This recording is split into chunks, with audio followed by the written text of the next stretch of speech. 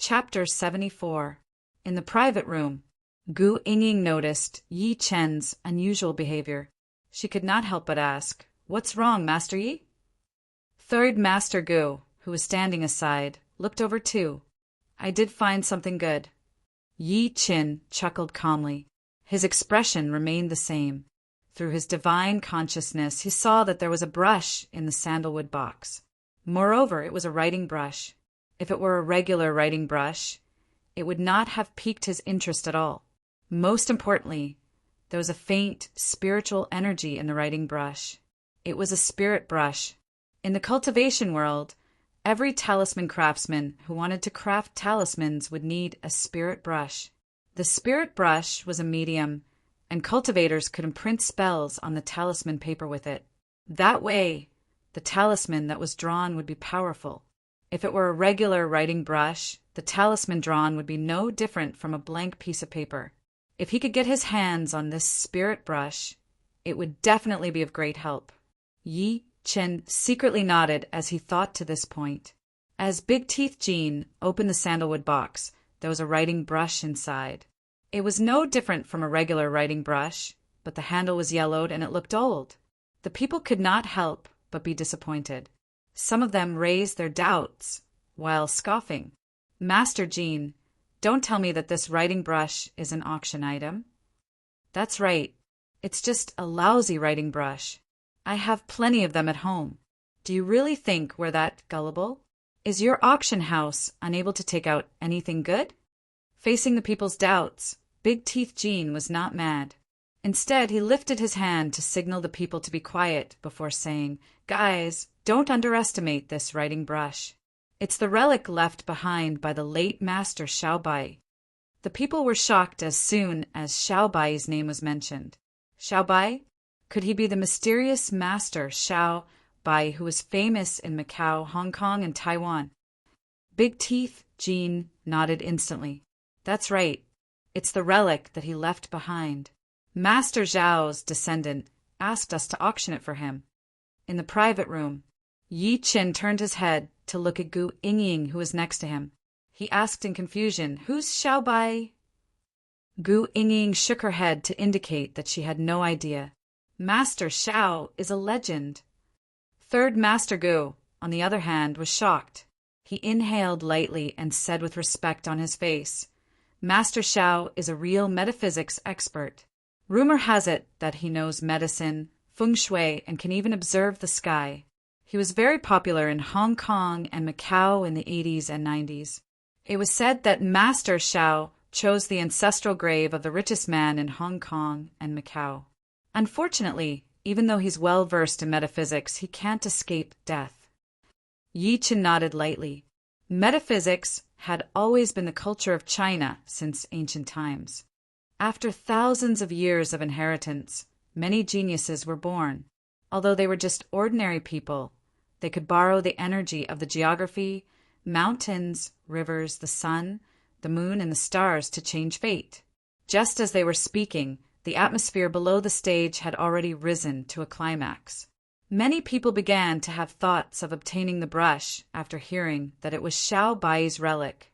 Big Teeth Jean smiled and said, "This pen will be officially auctioned. The starting price is 10 million, and each increment must be no less than 1 million. His voice fell. Before the people could bid, a cold voice came from one of the private rooms on the 3rd floor. "Everyone, I'm Wei Dong. I hope that everyone will give me face and let me have this brush." Although his words sounded very calm, it was mixed with a hint of irrefutable tone. Wei Dong? The people were stunned at first. Then shock appeared on their faces. Everyone present was from Tiannan. Everyone knew the name of Rock City's boss, Wei Dong. They did not expect him to be here. Some of them looked unwilling, but they dared not bid. They could only accept their fate. Even some bosses who were no lower than Wei Dong chose to back off at that moment. Although Master Zhao's relic was precious, it was not worth offending a boss for it. Big Teeth Jin's expression changed, clearly upset. After all, Wei Dong had broken the auction house's rules. However, Wei Dong was the boss after all. At that moment, The entire auction house was dead silent.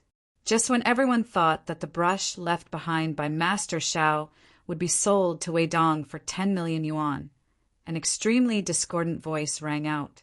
20 million! Gasp! The crowd gasped. Everyone could not help but look at the third floor following the voice. They were shocked. Even Big Teeth Jean was shocked. Who exactly is that?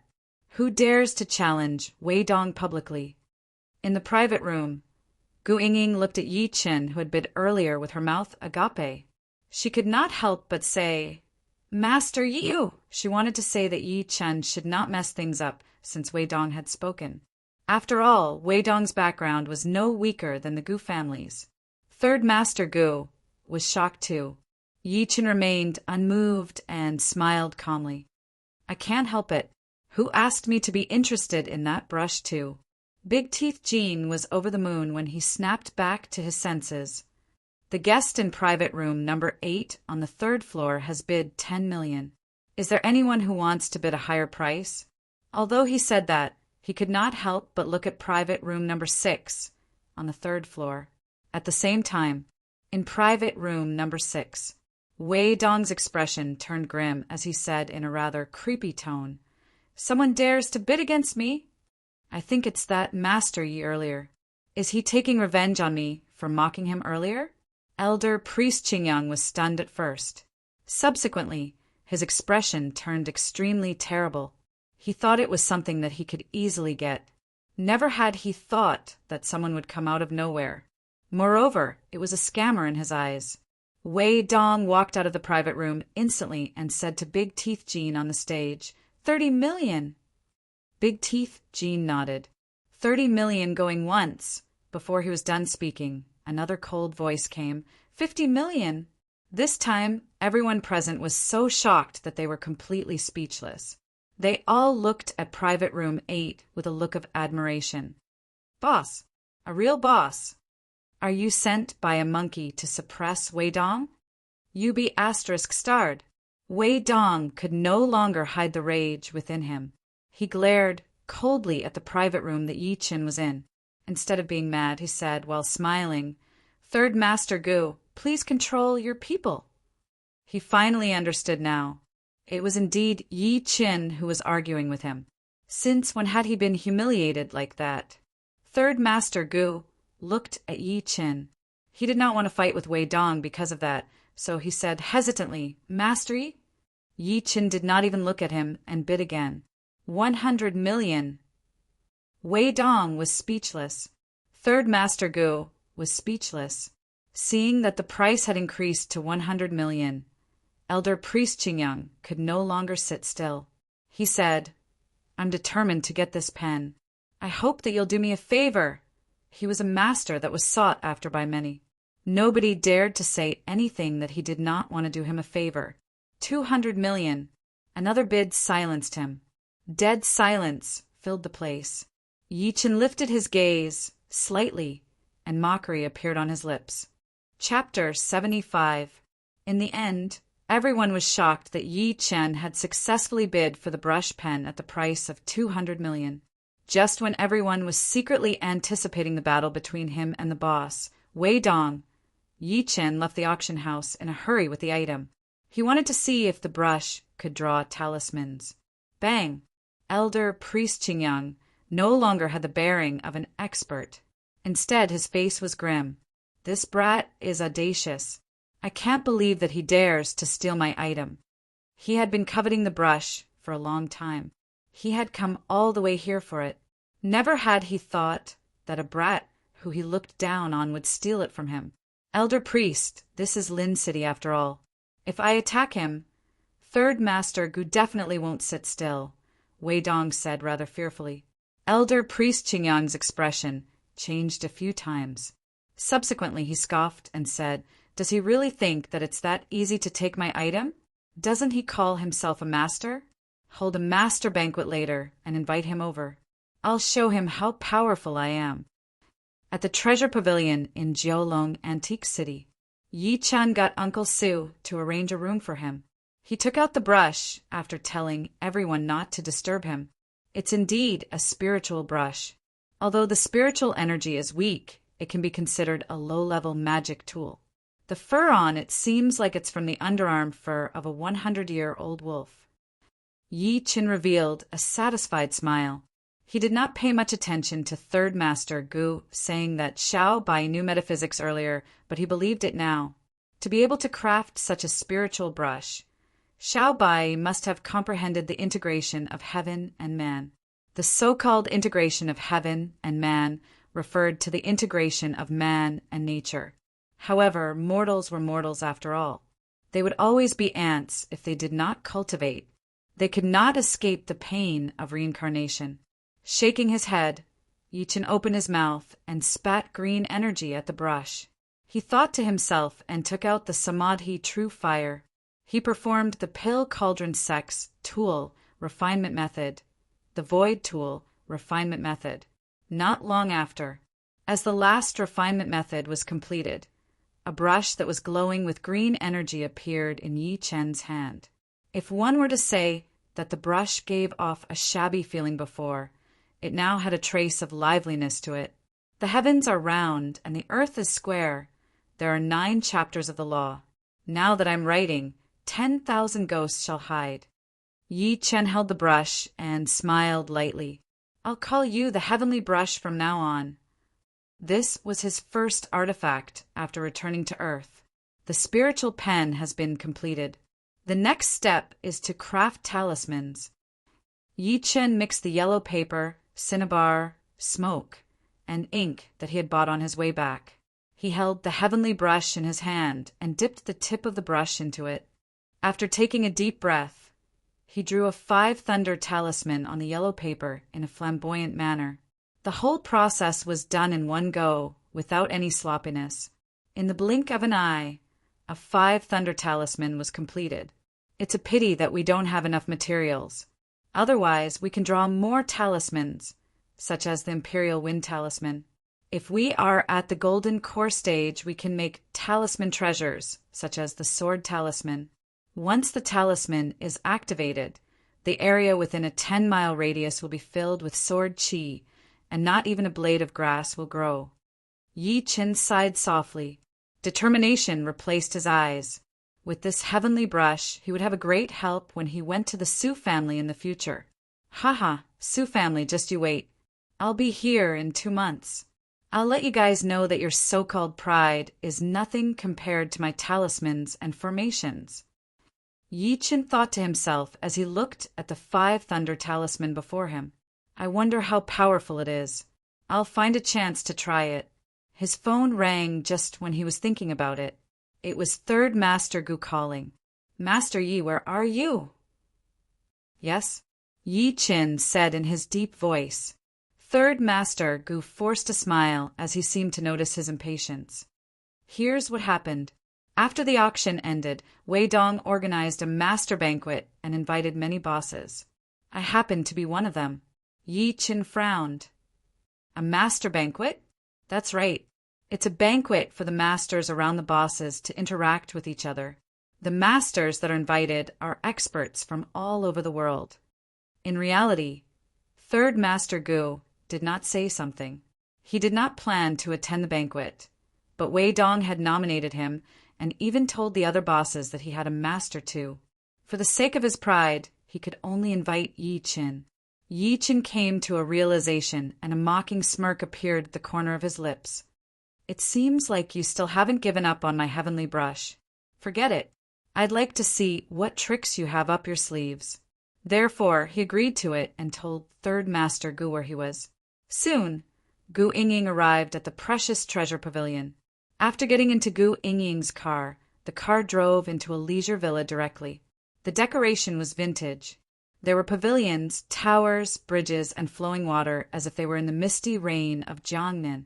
In an open space, there were more than a dozen armchairs.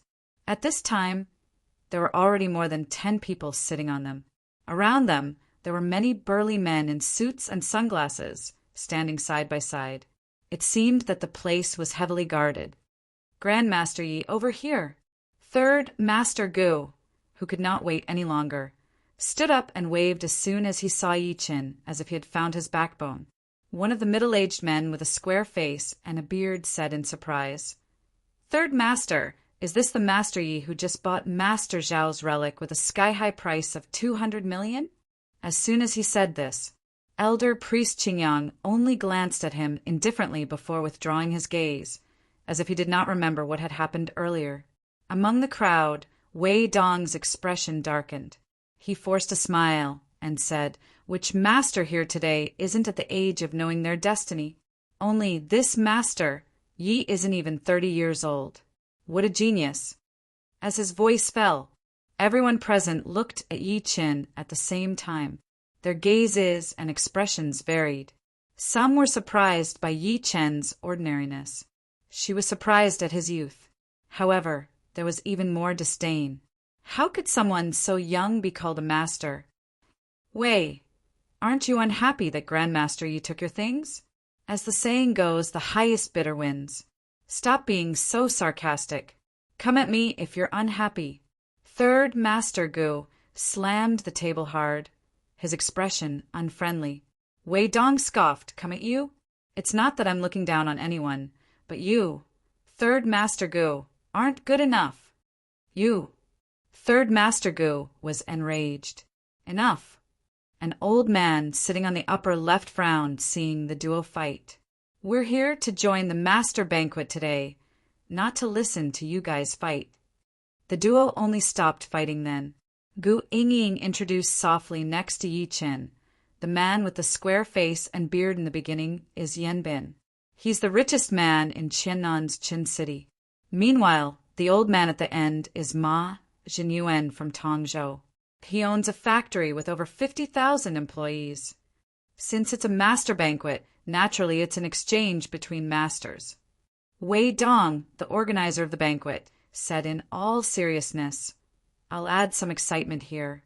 The winner of the Master Banquet Exchange will get 10 million from everyone here." As soon as he was done speaking, the masters that the bosses brought could not help but secretly inhale. 10 million each, and there were more than 10 bosses here. Would that not be close to 200 million? Yanbin frowned. "So, what kind of exchange will be used to determine the winner?" He asked the question that was on everyone's mind. "It's simple." Chapter 76. I'm not picking on anyone, but I want to say that all the so-called masters here are trash. The place fell into silence as soon as Elder Priest Qingyang was done speaking. Then, a wave of cursing exploded. "You think I'll be number one if I defeat you? That's shameless. Who do you think you are? You're just an old Taoist priest. Who gave you the confidence to say that?" The masters present were outstanding people from all over the world. Naturally, they were arrogant and would not give in to anyone. What Elder Priest Qingyang said undoubtedly ignited the rage within them. It wasn't just them. Many of the big shots had ugly expressions on their faces as well. Yan Bin looked at Wei Dong and sneered. "Wei Dong, the master you invited, sure is arrogant." "It's not that he's arrogant, but Elder Priest Qingyang has the ability to look down on everyone." Wei Dong smiled confidently and ignored the boss's anger. "A bunch of trash. Do you guys really think I invited you guys here to give you a chance to perform? You're so wrong. You guys are just a supporting role, and Elder Priest Qingyang needs you guys."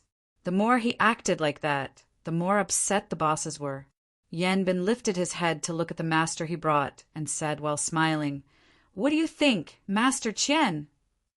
The person called Master Qian was an old man in his 50s. He had a tanned face, but he had an extraordinary aura. The veins on his temples were bulging. "I'll go and meet him." Master Qian scoffed and slapped the chair's handle hard. He flew into the air and leaped over everyone's heads directly. Subsequently, he landed on the empty ground 5 meters away steadily. His technique made everyone's eyelids twitch. Many of them had shock on their faces. Ma Zhenbai took a good look at Yan Bin. "Director Yan, this Master Qian of yours is extraordinary. Many of the masters present might not have been able to do what Master Qian did by leaping into the air earlier. You flatter me." Yan Bin smiled calmly, but he could not hide the smile on his face. Third Master Gu's expression changed. There was fear in his eyes when he looked at Master Qian. Clearly, this Master Qian was an expert too. No wonder Yan Bin treated him like a VIP. I wonder if Master Yi has... He could not help but glance at Yi Chen by instinct as he thought to this point. However, he realized that Yi Chen did not care at all, as if he did not see what happened earlier. After Master Qian landed, he looked coldly at Elder Priest Qingyang and smiled disdainfully. Old Taoist, how do you want to compete? As long as you can get close to me, I lose. Elder Priest Qingyang looked at Master Qian in disdain. Then he took out a scarecrow that was about the size of a palm. Old bastard, you're too arrogant. Master Qian flew into a rage and threw a punch. His figure dashed toward Elder Priest Qingyang quickly. The big shot's expressions turned grave. However, Elder Priest Qingyang calmly picked up the silver needle in his hand and gently pricked the scarecrow's legs. Plop! Accompanied by a loud noise, Master Qian, who was approaching Elder Priest Qingyang, leaned forward and fell to the ground. Master Qian's face was full of horror, because he found that he couldn't move his feet, as if he was being hugged by someone. Yi Chen glanced at the scarecrow in Elder Priest Qingyang's hand in deep thought. He came to a realization immediately. So, he was an expert in witchcraft. He had encountered witchcraft in the cultivation world before. It was extremely strange and evil. Anyone who had cultivated witchcraft could cast a spell from 1,000 miles away and kill without leaving a trace. If one had cultivated it to perfection, as long as one called the enemy's name, the enemy would fall to the ground and die as soon as they responded. The series of changes that came out of nowhere confused the people. Yan Bin's expression changed, and he urged immediately, Master Qian, get up now! Get up? How can he get up without my permission? Elder Priest Qingyang chuckled and tossed the scarecrow in his hand onto the ground. The scarecrow bent its legs and knelt on the ground. At the same time, Master Qian followed the scarecrow's action and knelt before Elder Priest Qingyang. Something's wrong with that scarecrow. Third Master Gu gulped and lost his voice in shock. The people reacted instantly. Ma Jinbai inhaled sharply and seemed to have recalled something. Could this be the Mao Shan method? You're quite knowledgeable. That's right. Elder Priest Qingyang is using the Mao Shan method, Wei Dong said while smiling proudly. Everyone's expression changed as soon as he said that. Everyone's expressions changed one after another. When they looked at Elder Priest Qingyang again, their gazes were filled with deep fear. So he knew the Mao Shan method. Legend had it that the Mao Shan method originated from witchcraft and possessed mysterious power. How could ordinary people like them compare? Ma Zhenbai stood up first and clasped his fists at Elder Priest Qingyang. Please forgive us for not recognizing your face. I hope you don't mind. The rest of the bosses reacted as soon as he spoke. They clasped their fists at Elder Priest Qingyang one after another. There was no neglect on their faces at all. Even the other masters who were present were no exception. What a joke! Even Master Qian was being played like a puppet. They would not end up well if they were to compete with him now. Third Master Gu was the only one who looked panicked. Yi Chen had taken something from Wei Dong earlier, and Elder Priest Qingyang was Wei Dong's man. What if Elder Priest Qingyang blamed him? Elder Priest Qingyang enjoyed everyone's respect. He stretched his arm out and removed the silver needles from the scarecrow. Only then did Master Qian regain his ability to move. He said with a bitter expression, "Thank you for showing mercy, Elder Priest. Elder Priest has won the first place of the Master Banquet exchange. Does anyone have anything to say about that?" Wei Dong was satisfied with everyone's performance.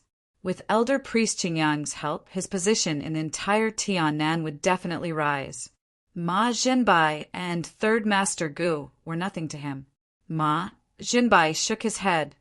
How would we dare to have other thoughts in front of you? That's right.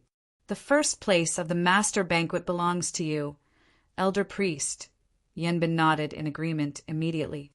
Wait, Elder Priest Qingyang suddenly stopped the people from talking.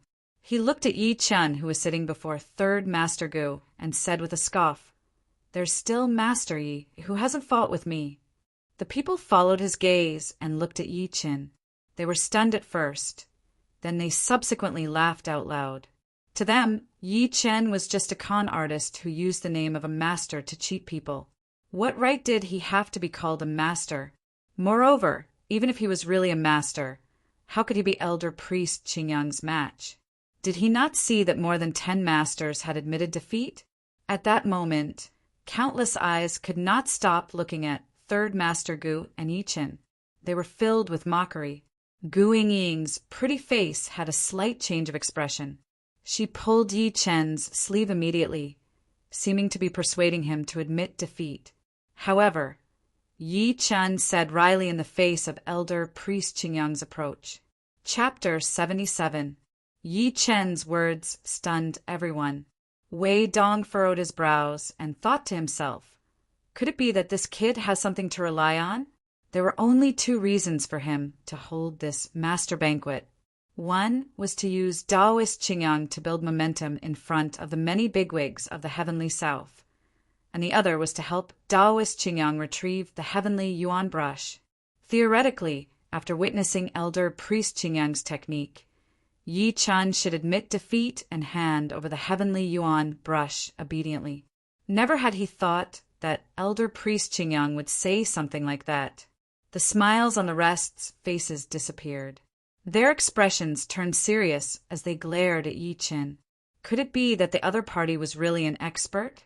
Third Master Gu and Gu Yingying were the only ones who were scared. They had no idea what to do. After all, they did not have much confidence in Yi Chen after witnessing Elder Priest Qingyang's technique. Elder Priest Qingyang thought Yi Chen was bluffing when he questioned him. He scoffed, "I might let you go if you're willing to give me Master Zhao's belongings." That was his ultimate goal. "I bought Master Zhao's belongings with money. Why should I give them to you?" The smile on Yi Chen's face remained. Elder Priest Qingyang was so angry that he laughed. "Fine, since you are unwilling to hand over the item and refuse to admit defeat, then step forward and fight with me." That's right. With everyone watching, don't think that you can ignore the Master Banquet's rules just because you have Gu Laosan's support. Wei Dong's words completely set Yi Chen on fire. As soon as he said that, third Master Gu's expression changed. He could not help but look at Yi Chen and opened his mouth. "Master, it's all right."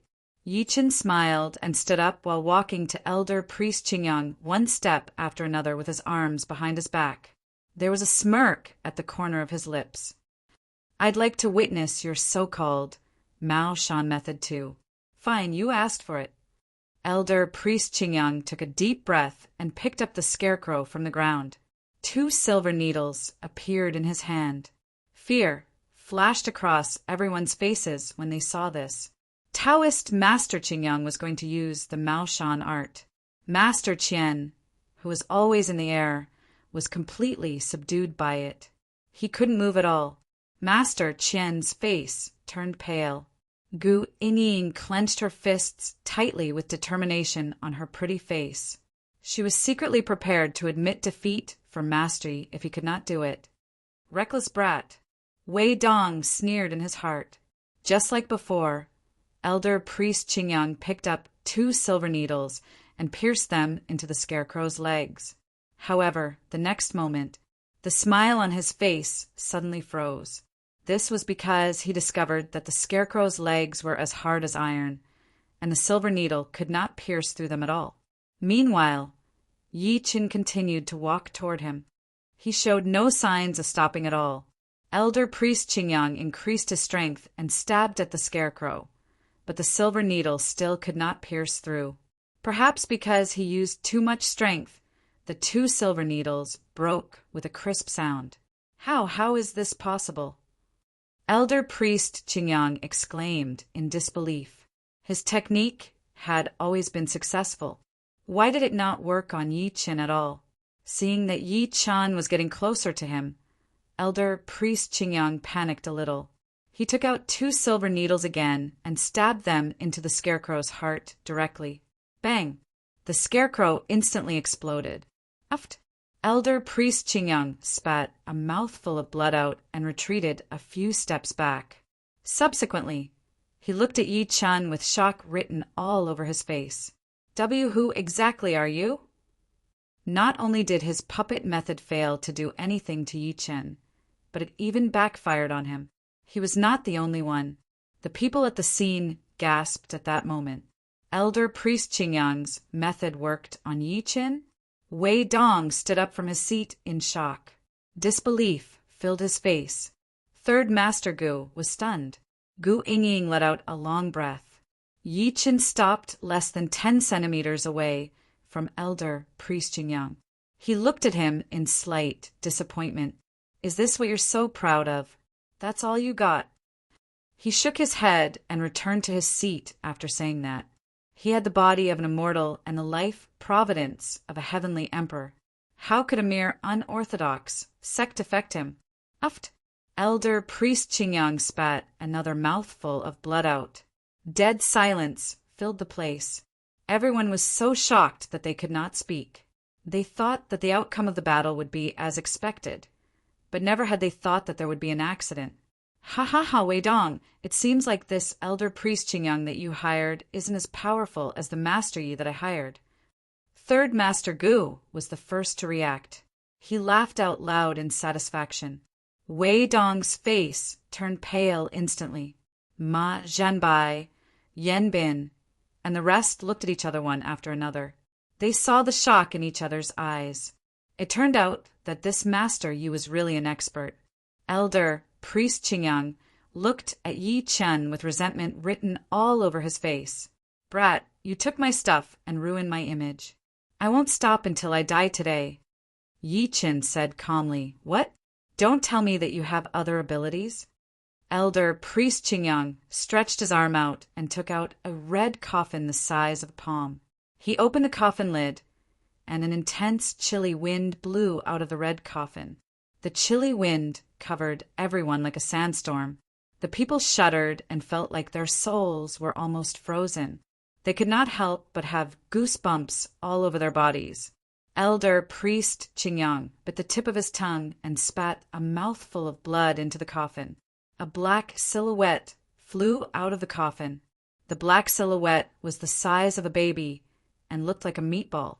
Its face was like a pancake with lumps all over it, and its 2 red eyeballs were popping out directly. Ha ha ha ha! The black silhouette grinned, revealing its teeth that looked like barbs. It looked like a demon that had just arrived. Gee ghost! The people present were immediately startled and fell to the ground on their butts. All kinds of wails and howls were heard, and some even ran behind their bodyguards. Ma Zhenbai was shaking all over. He said, while stammering, Is this the ghost-rearing spell? I can't believe that such a thing exists in reality. That's right. This is the little ghost that I've refined for decades. It's my first time using it on someone. You can die without regrets. Elder Priest Qingyang grinned and subsequently looked at Yi Chen, who was in the crowd. He was enraged to see him sitting where he was and drinking tea calmly. He stretched his arm and pointed. Go, swallow his blood essence. The black silhouette in the air charged at Yi Chen with the chilly wind. Bloodthirst filled its eyes. Brat, scream as much as you want. The louder you scream, the more my little ghost will like it, Elder Priest Qingyang said coldly. Gu Yingying was so anxious that she almost cried upon seeing that. Master Yi, run. Run now. Oh no. Master Yi, I've let you down. Third Master Gu closed his eyes in despair. He was filled with regret. If he had known that this would happen, he would not have gotten Yi Chen to join the master banquet. Otherwise, this would not have happened. Dai. So what if you're really capable? You're still no match for me. Wei Dong's eyes were cold. Yi Chen chuckled softly. Run. Why should I run? He put down the teacup while smiling and stood up from the chair. How dare a mere ghost defend the heavenly authority? A talisman appeared in his hand. He opened his mouth softly and spat out a few words slowly. I have a talisman that can be called the ninth heaven divine, thunder. Where are the 8 thunder gods? As soon as he was done speaking, the crowd felt darkness above their heads. They could not help but lift their heads to look at the sky by instinct. The sky that was clear earlier was covered in dark clouds within the blink of an eye. Meanwhile, a huge, dark thundercloud was gathering above their heads. Rumble! A thunderous sound rang out as bolts of lightning descended from the sky, bringing with them an aura that could destroy the heavens and the earth. In the next second, Wei Dong, Ma Jinbai, Yan Bin, Third Master Gu, and the rest saw something that they would never forget for the rest of their lives. They saw the green bricks on the ground shatter. The entire hall was filled with lightning. At that moment, Chapter 78, the entire leisure villa was dead. The heavenly thunder rolled in front of him, and the wind blew violently. It was as if the heavens were angry and the people were resentful. It was a great shock to the soul. The clothes on Yi Chen's body fluttered in the wind as the strong wind blew wildly.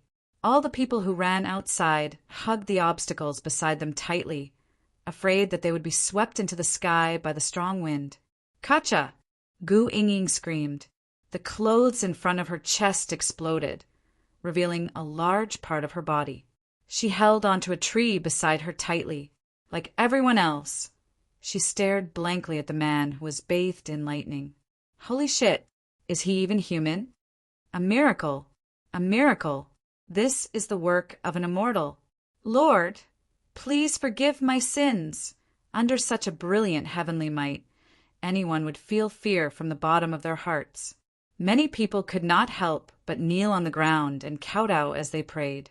Meanwhile, the moment the lightning struck, the black shadow that was flying toward Yi Chen in the sky let out an extremely shrill scream. It wanted to turn around and run away without saying anything. Since ancient times, good and evil have never coexisted. Heavenly thunder, it was always the nemesis of evil beings. However, as soon as it turned around, a bolt of lightning heavily bombarded its body. Accompanied by a miserable shriek, the black shadow was instantly annihilated. The lightning did not lose its momentum as it once again bombarded the red coffin in Elder Priest Qingyang's hand, causing it to explode. Although the lightning did not directly strike Elder Priest Qingyang's body, a portion of it still entered his hands. Ah! Elder Priest Qingyang let out a blood-curdling scream. His hands, which were previously holding the red coffin, exploded. He suddenly fell to the ground and cried out in horror. Who are you? How do you know the 5 thunders curse that only the celestial master of Longhu Mountain can perform? At this moment, he was already scared out of his wits. Yi Chen walked toward Elder Priest Qingyang one step after another. His expression was extremely cold, and there was no emotion in his voice at all. You were originally a cultivator, yet you refined a little demon without permission. This action goes against the harmony of the heavens, and then you controlled the little demon in an attempt to commit murder. Therefore, I sentence you to death. You deserve to be struck by lightning. As his voice fell, 5 bolts of lightning, each as thick as a baby's arm, descended from the sky and headed straight for Elder Priest Qingyang. It was the 5 thunders. The 5 thunders, as the name suggested, referred to metal thunders, wood thunders, water thunders, fire thunders, and earth thunders. No. Taoist Priest Qingyang jerked his head up and let out a cry of indignation and extreme fear. In an instant, the 5 thunderbolts bombarded his head. Priest Qingyang's entire body was smashed to pieces by the lightning and turned into dust along with a series of wails and howls. The dark clouds in the sky seemed to be unable to bear the weight, and a heavy downpour immediately followed. It was as if a great river had turned over, drenching everyone. However, the rain could not get close to Yi Chen at all. Yi Chen lifted his head, slightly to look at the sky and frowned. He pointed to the sky and roared, "Did I make you rain? Disperse!" The next moment, a shocking scene appeared once again. Yi Chen shouted. The dark clouds above everyone's heads seemed to have received some kind of order and quickly dispersed. At this moment, the wind and rain stopped, the clouds dispersed, and the thunder dispersed. At this moment, the sky that was previously filled with dark clouds suddenly became clear again. Everyone present opened their mouths wide by instinct upon witnessing that. Shock filled their faces. They felt like their understanding of science was crushed hard at that moment. 5 words appeared in their heads at the same time. A godlike man. The heavenly lightning came and went at his command. The wind and rain were dispersed by his roar, especially when he said, "Did I make you rain? Disperse!" It echoed in everyone's heads. Could this master Yi be an immortal who has descended to earth? Ma Zhenbai inhaled sharply and could not help but exclaim secretly. Wei Dong lay on the ground, shaking. He was no longer as arrogant as before. Yi Chen then turned his head to look at the people with his arms behind his back. At that moment, Yi Chen's image rose to the peak in their hearts. Everyone lowered their heads by instinct, not daring to lift their heads to look at him directly. Even Third Master Gu and Gu Yingying were no exception. Yi Chen frowned and said while looking at Wei Dong with a smile, "I didn't stop and killed the master that you hired. Will you call the police to arrest me? And no, I wouldn't dare to. I'm willing to give master 500 million yuan to express my regret." Wei Dong jolted and suppressed the fear within him. He glanced at Yi Chen and lowered his head again. Even elder priest Qingyang, who knew the Maoshan method, was killed by Yi Chen with the help of lightning. How would he dare to think about revenge now? He did not even dare to think about it. The rest of the bosses reacted one after another. They looked at Yi Chen with respect and fear in their eyes. It was complicated. Someone as powerful as Wei Dong was kneeling before Yi Chen like a dead dog at that moment, let alone them. In the face of that absolute power just now, what did identity, status, and authority count for? This is a real master, Ma Zhenbai exclaimed while still recovering from the shock. He got up and bowed to Yi Chen in an extremely respectful manner. Master Yi is the champion of the Master Banquet Exchange. Master Yi is the champion. We're ashamed of our inferiority. The people reacted one after another. They mimicked Ma Zhenbai and bowed to him. At that moment, be it masters or bosses, all of them were kneeling before Yi Chen. Gu Yingying looked at Yi Chen in a daze with her beautiful eyes. Her chest was undulating and her heart was pounding.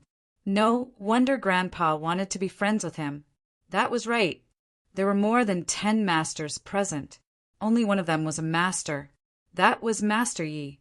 Third Master Gu jogged to Yi Chen after standing up from the ground. He looked at Yi Chen with bright eyes as if he was infatuated with him. Master Yi, you were so amazing earlier. If he still had some doubts about Yi Chen before this, he was completely convinced now. Yi Chen could not help but shake his head. At that moment, Ma Zhenbai and the rest of the bosses looked at each other. They took out a check each and passed it to Yi Chen. Master Yi, this is the reward for the champion of the Master Banquet. Yi Chen took a look and realized that each check was 100 million yuan. He glanced at them in shock. Isn't it 10 million yuan per person? That's for the deceased elder, priest Qingyang. For someone like Master Yi, we can only express our respect by giving you 100 million yuan per person, Yanbin said while smiling. First, they wanted to use the money to apologize for being rude to Yi Chen earlier. Secondly, they also wanted to be friends with Yi Chen. Yi Chen knew what they were thinking. He accepted the money anyway. After all, it would be a waste if he did not accept it. The people were secretly relieved to see that he accepted the money. They began surrounding Yi Chen and complimented him with all sorts of things that they could do. Yi Chen was not used to such occasions. He said something casually and got into Gu Yingying's car with a check that was over 2 billion yuan. They left the leisure villa. His phone rang when he was in the car. Chapter 79. The call was from Yang Tian. He said that he had made up his mind and decided to work at Yi Chen's company. Besides that, he had sent his son, Yang Hao, back to his parents. Yi Chen could feel his energy and vigor through the phone. He was relieved after hanging up the phone and asked him to report to the company the next day. He even gave him a Bentley. A few days later, the little girl's summer vacation began. Yi Chen went to the Gu residence and drove the Lamborghini that Gu Xiaokuan had given him. Just when he was going to drive the little girl out, Yang Tian called. Yezi, I'm almost familiar with the company's business. I'm just short of someone.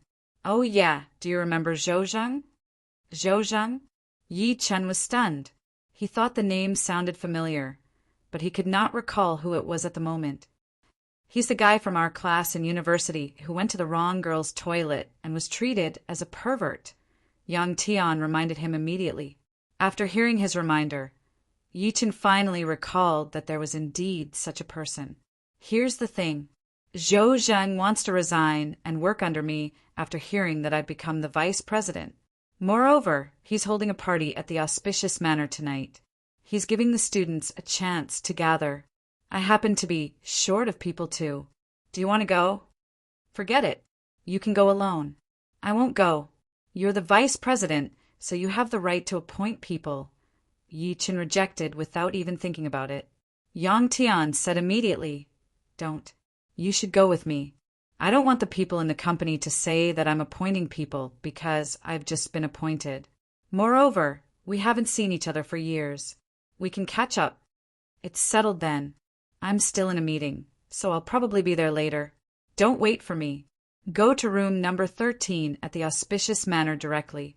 Yi Chen could only agree to it, not knowing whether to laugh or cry after being pestered by him. After hanging up the phone, the little girl sitting next to him pouted and held his arm in a clingy manner. Daddy, are you going out again? Daddy will bring you out to play tonight, okay? Yi Chen caressed her round face while smiling. He had no idea if it was an illusion, but it seemed like his daughter's face was getting rounder.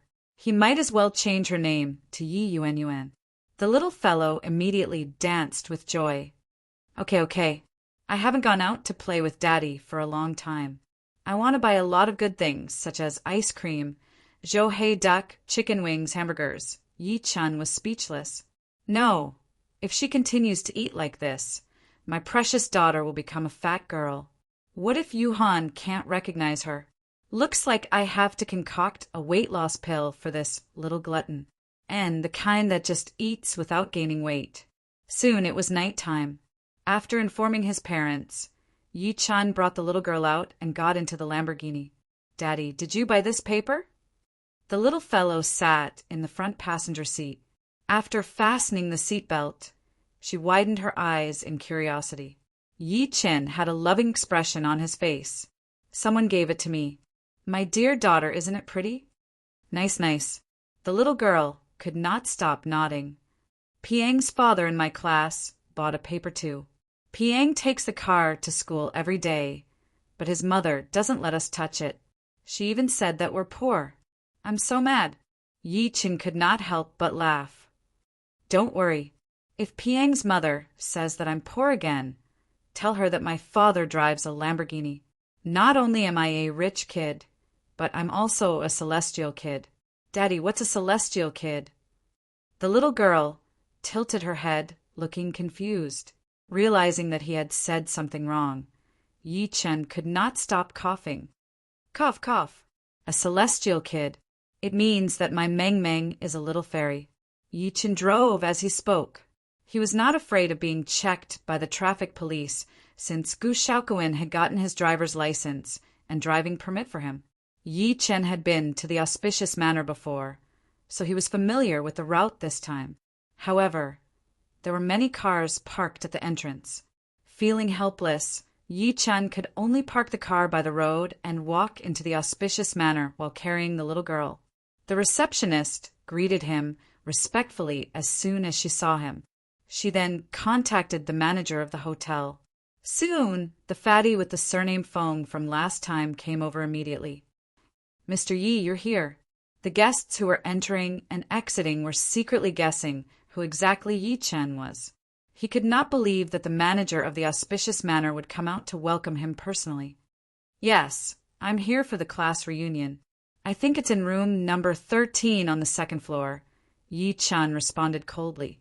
Fatty Fong had a smile on his face. Mr. Yi, I'll bring you there myself. It's all right. Go ahead with your business. I'll go there myself. Yi Chen shook his head and carried the little girl to the second floor. At the same time, in room number 13, a bunch of people dressed extremely nicely sat on the couch. There were all sorts of fruit platters and wine before them. The leader was a young man in a suit and leather shoes. He had a little beard on his chin and his hair was combed. He was holding a glass of red wine in one hand and a cigar in the other. He looked very stylish. It was Zhou Zheng whom Yang Tian had mentioned. A girl with heavy makeup pushed her glasses up and asked in an unsure manner, Zhou Zheng, are you sure that Yang Tian is really the vice president? The entire room fell into silence as soon as she said that.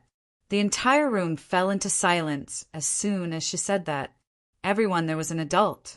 The reason why they came to the reunion was not as simple as catching up with each other. Zhou Zheng said with a smile as everyone stared at him, that's right. Would I lie to you guys?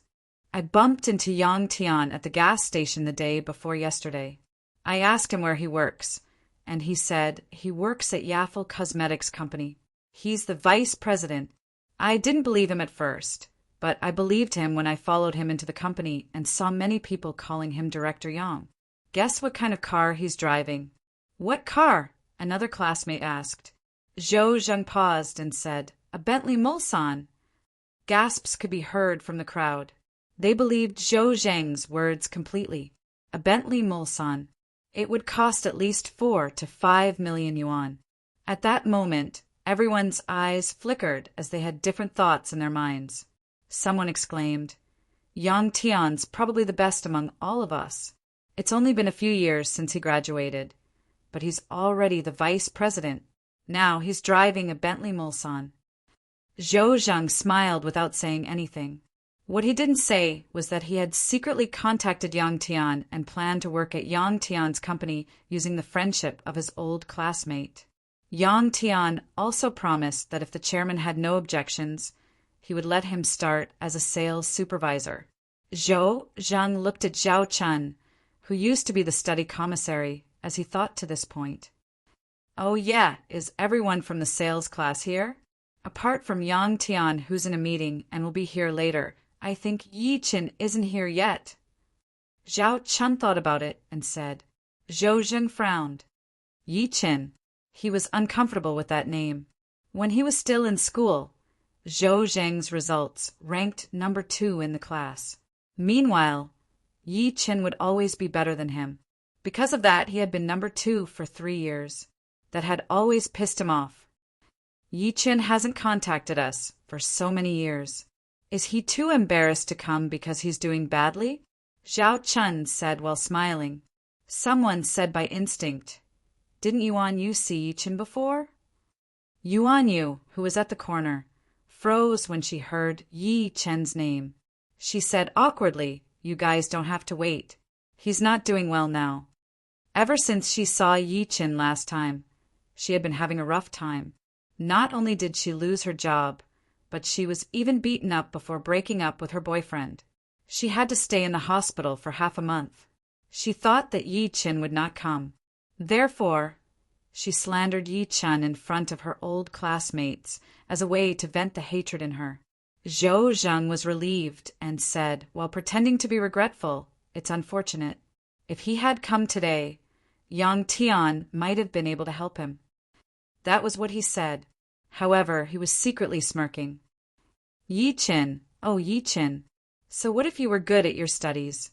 You don't even have the courage to come to the gathering. Just you wait.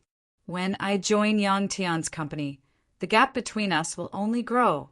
I'm really looking forward to the day we meet again. Just when he was thinking about that, someone knocked on the door of the private room. Someone knocked on the private room door. Subsequently, Yichen walked in while carrying Meng Meng. Chapter 80. Although they hadn't seen each other for many years, their facial features hadn't changed much. Therefore, everyone was stunned when Yichen walked into the private room while carrying the little girl. They immediately recognized him. Yichen. The smile on Zhou Zheng's face froze. He was thinking about meeting Yichen after he became rich. Never had he thought that he would be slapped in the face in the next second. When she saw that Yichen was dressed casually, she was shocked. His heart instantly became much more balanced. He immediately pretended to be enthusiastic and said, "Isn't this our great scholar Yi? You're finally here." Yichen glanced at everyone while carrying Meng Meng. He smiled lightly. "Hi, everyone." The little girl did not seem to expect there to be so many uncles and aunties that she did not know. She shrunk into Yichen's embrace, timidly, appearing rather shy. As the saying goes, clothes make the man. Everyone here might not be doing as well as Yang Tian, but they were all dressed up nicely and looked like successful people. Yichen was the only one who was dressed casually as if he was going to the market to buy groceries. Everyone secretly frowned. They could not help but sigh. Back then, Yichen was considered a top figure in the class. They did not expect him to end up like this. It seemed like Yuanyu was right. The smiles on everyone's faces faded as they thought about that. On the other hand, Yuanyu panicked when she saw Yichen. She turned her face away immediately, afraid that she would be recognized. After Yichen sat down while carrying the little girl, a frail-looking young man in a suit and tie next to him said while smiling, "Yichen, do you still remember me? Are you Gongzi?" Yichen was a little unsure. The Gongzi that he was talking about was called Xie Gang. It was a rather masculine name, but he was rather skinny and weak. He had stayed in the same dorm as Yichen during university. Due to his cowardly character, he was always bullied. Yichen and Yang Tian had helped him a lot. Xie Gang frowned slightly when he heard Gongzi's name. He seemed to be a little unhappy. Zhou Zhang pretended to be upset and said, "Yichen, how can you say that? What Gangzi? You should call him Mr. Xie. Xie Gang's annual salary is 200,000, and his father-in-law is an executive in the company." "I'm sorry. I haven't gotten used to it yet." Yichen smiled apologetically. After all, his impression of Xie Gang was still stuck at university. Little did they know that Xie Gang was getting more and more displeased. Just a simple "I'm sorry and it's over"? Did he really think he was the top student from back then? Another lady with a big belly looked at Meng Meng and asked, "Yichen, don't tell me that this is your daughter." "Yes, Fong Lin, this is my daughter Meng Meng." Yichen nodded calmly. Subsequently, he held Meng Meng's hand as love filled his eyes. The little fellow looked at everyone shyly and said in a childish voice, "Hello, uncles and aunties. My name is Yi Meng Meng. I'm 4 years old this year." Her cute and sensible look made everyone envious, especially Zhou Zhang. He and his wife had been married for 3 years, but they had not been able to conceive a child, so there was always a psychological barrier. "Oh, yeah, Yichen, I haven't contacted you for a few years. How are you doing now? Tell us all about it." Zhou Zhang deliberately changed the topic, attracting everyone's attention. Yichen said while smiling, "It's all right." When his reply fell into everyone's eyes, they increasingly felt that he was not doing well, which was why he was embarrassed to say it out loud. "Sai, Yichen, we're all classmates here. There's nothing to be embarrassed about." Zhou Zhang sighed and said, looking upset, "I heard from Yuanyu that she's seen you before. She said that you're not doing well now. You can tell us if you're in trouble. We might be able to help you." "Yuanyu?" Yichen frowned and could not help but look for Yuanyu in the crowd. He realized that she was sitting in a corner with a grim face, not daring to look at him. "That's right, Yichen. Zhou Zhang is right. We're all classmates, so we'll help if we can." Fong Lin continued without realizing, for example, Xie Gang. He's only graduated a few years ago, but he's already a middle-level manager in a company. His father-in-law is a company executive. Xie Gang smiled humbly, but he could not hide the pride on his face. Don't flatter me. My achievement is nothing. Fong Lin, you're doing well too. That restaurant of yours must be earning at least 100,000 to 200,000 yuan a year. And Huang Liang is doing well too. His fiancée is the daughter of a bank executive. Another girl looked at the guy sitting next to Fong Lin with jealousy in her eyes. Speaking of which, Huang Liang, when are you getting married to your fiancée? Everyone's waiting for your wedding banquet.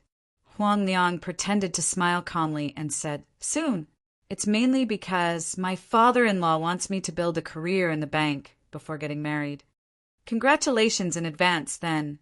Zhou Zheng congratulated him. He then looked at Yi Qin and said, Did you hear that, Yi Qin? Everyone has their own career now. Just tell us what you want to do. Everyone can help you. Yi Qin, why don't you join our company? Xie Gang interrupted with a face full of sincerity. It just so happens that I'm still lacking a person under me. As long as you can type, you'll be fine. 1,800 a month. Seeing that we're good friends, I'll give you 2,000, but I won't cover food or accommodation. No, thank you, Yi Qin said with a smile. The people were a little upset to see that he did not appreciate their kindness. Fong Lin sighed. Yi Qin, you're indeed somebody in the university, but we've only graduated a few years ago. The gap between us is so huge. I know that you have a strong ego, but it's better for you to face reality. The people chimed in one after another. Zhou Zheng could not help but secretly laugh when he saw that. He felt like all the unhappiness in him was gone. Yi Qin, oh Yi Qin, I can't believe that you'll end up like this. The little girl tugged the corner of Yi Qin's shirt and said weakly, Daddy, let's go home. Although she was young, she still knew who was good to whom. However, they still knew who was good to who. On the surface, his father's classmates were concerned, but their smiles were too fake. Wait a little longer. We'll talk when your Uncle Yang is here. Yi Qin patted her head. As they were speaking, the private room door was pushed open. A waiter walked in with a cart. He took out 2 bottles of 1982 Lafite and placed them on the table. Ladies and gentlemen, Director Fong asked me to bring these 2 bottles of wine to you. Please enjoy. Press the bell if you need anything. He left as soon as he was done speaking. Instead of saying that the wine was for everyone, it was more accurate to say that Fatty Fong had given it to Yi Qin. However, he was busy and his underlings had no idea. That was all he could say. However, Xie Gang and the rest did not think that way. Zhao Chun sucked up to him. Wow, Zhou Zheng, I can't believe you got Director Fong from the auspicious manor to give you wine. On top of that, it's a 1982 Lafite. That's right. I heard from my husband that even the bosses in the city have to suck up to that Director Fong. I can't believe that Zhou Zheng has such a big influence. No wonder he's the best among all of us. Zhou Zheng felt that something was off as the people sucked up to him. However, he still managed to live up to the fact that his family was in trouble. Yang Tian should be here soon, right? Zhou Zheng looked at the time and said to the people with a straight face, Guys, please watch what you say when Yang Tian arrives later. He's the deputy director now. Got it. I'll call him Director Yang later. The people nodded to show that they understood. Zhou Zheng nodded and said to Yi Qin while looking at him, And you, Yi Qin, when Director Yang arrives later, you must remember not to get close to him. Although you guys used to be close, things are different now. Before Yi Qin could speak, Zhou Zheng spoke again. Oh yeah, get up first. Why should I get up? Yi Qin frowned and sat still while carrying the little girl. Zhou Zheng said without even thinking about it. I'm guessing there won't be enough seats when Director Yang arrives. Get up first. I'll get the waiter to bring you a stool later. Are you saying that the 2 of us will sit on the stool while you guys sit on the sofa? Yi Qin's expression turned cold slowly. Since he entered the door, he did not care about the people's jealous remarks. However, This had really crossed his bottom line. Fong Lin stood up and criticized, Yi Chen, just give way. There really aren't enough seats. Moreover, the stool and the sofa are the same. I won't allow you guys to bully my daddy. The little girl who had been sitting in Yi Chen's embrace cried all of a sudden. She said with tears in her eyes, Daddy is only sitting on a small space while carrying me, and you guys are asking him to stand up. Why don't you guys stand up yourselves? You guys are all bad people. I'm sorry. If that's the case, I'll excuse myself. Have fun. Yi Chen smiled and carried the little girl out. At that moment, someone knocked on the private room door. A waitress walked in, smiled politely, and said, I'm sorry, but I didn't say anything. Chapter 81. Lamborghini Batmobile? Zhou Zhang was stunned for a moment. Then he thought it was funny and said, Yo, looks like there's a nouveau riche among us old classmates. He actually drove a Lamborghini to the gathering. I don't think it's ours. Xie Gang looked around and saw that everyone was shaking their heads. What a joke. A luxury car like the Lamborghini Batmobile cost tens of millions. Not to mention driving it. Some of them had never even seen it before. Moreover, among all the students, other than Yang Tian, the one who was doing the best was Zhou Zhang. He only drove a BMW with a few 100,000 yuan. Then the waiter must have made a mistake. Only then did Zhou Zhang turn around and smile at the waitress. Beauty, that car isn't ours. May I know the license plate number of that car? Yi Chen stopped walking and asked uncertainly. Hearing him asking about the license plate number, Zhou Zhang said wryly, Yi Chen, what are you thinking about? Don't tell me that the Lamborghini is yours? Everyone laughed along with him. The waiter smiled and said, Expensive A68688. I'm sorry. It's really mine. I'll drive it away now. Yi Chen smiled apologetically. He carried the little girl and walked out of the private room with her. As his voice fell, the smile on Zhou Zhang's face froze, as if someone had grabbed his neck. The others didn't look any better. Everyone looked at each other and had a bad feeling in their hearts. Could that car really belong to Yi Chen? But how was this possible? Fong Lin scoffed. That's impossible. If Yi Chen really has a Lamborghini, why would he be in such dire straits? Moreover, didn't Yuan Yu say that he's not doing well? After hearing her words, everyone came to their senses and couldn't help but look at Yuan Yu, who was at the side. Yuan Yu forcefully squeezed out a smile, but her heart was filled with fear. She regretted coming to this gathering. He must have said that on purpose. He just wants to save some face for himself. Zhou Zhang's expression changed several times. What's the point of saying so much? Let's go out and take a look. Xie Gang laughed without a care and took the lead to walk out. With him taking the lead, everyone smiled and immediately got up to follow him to the outside of the Blessing Manor. They saw a black Lamborghini Batmobile parked on the side of the road. The cool lines of the car made everyone dizzy. A patrol car was parked behind the Lamborghini, and a young policewoman in uniform was standing next to the car, holding a phone, seemingly saying something. After walking to the Lamborghini, Yi Chen put down the little girl in his embrace and said to the policewoman while smiling apologetically, Officer, this car is mine. I'm sorry that I parked it illegally. I'll drive it away immediately. The policewoman hung up the phone and said coldly while looking at Yi Chen, You've illegally parked your car and caused a traffic jam. Do you think it's over just by driving it away? Take out your driver's license. Yi Chen nodded and took out his driver's license to pass it to her. After all, it was his fault, so he did not mind at all. Anti-police officer, my father didn't do it on purpose. Can you not arrest my father for the sake of Meng Meng's cuteness? Little Meng Meng looked at her pitifully, looking like she was about to cry again. She thought her father was going to be taken away. Pucci. Although the policewoman wanted to deliberately show the appearance of serious law enforcement, she couldn't help but laugh after seeing the little fellow's expression. She took Yi Chen's driver's license and looked at it.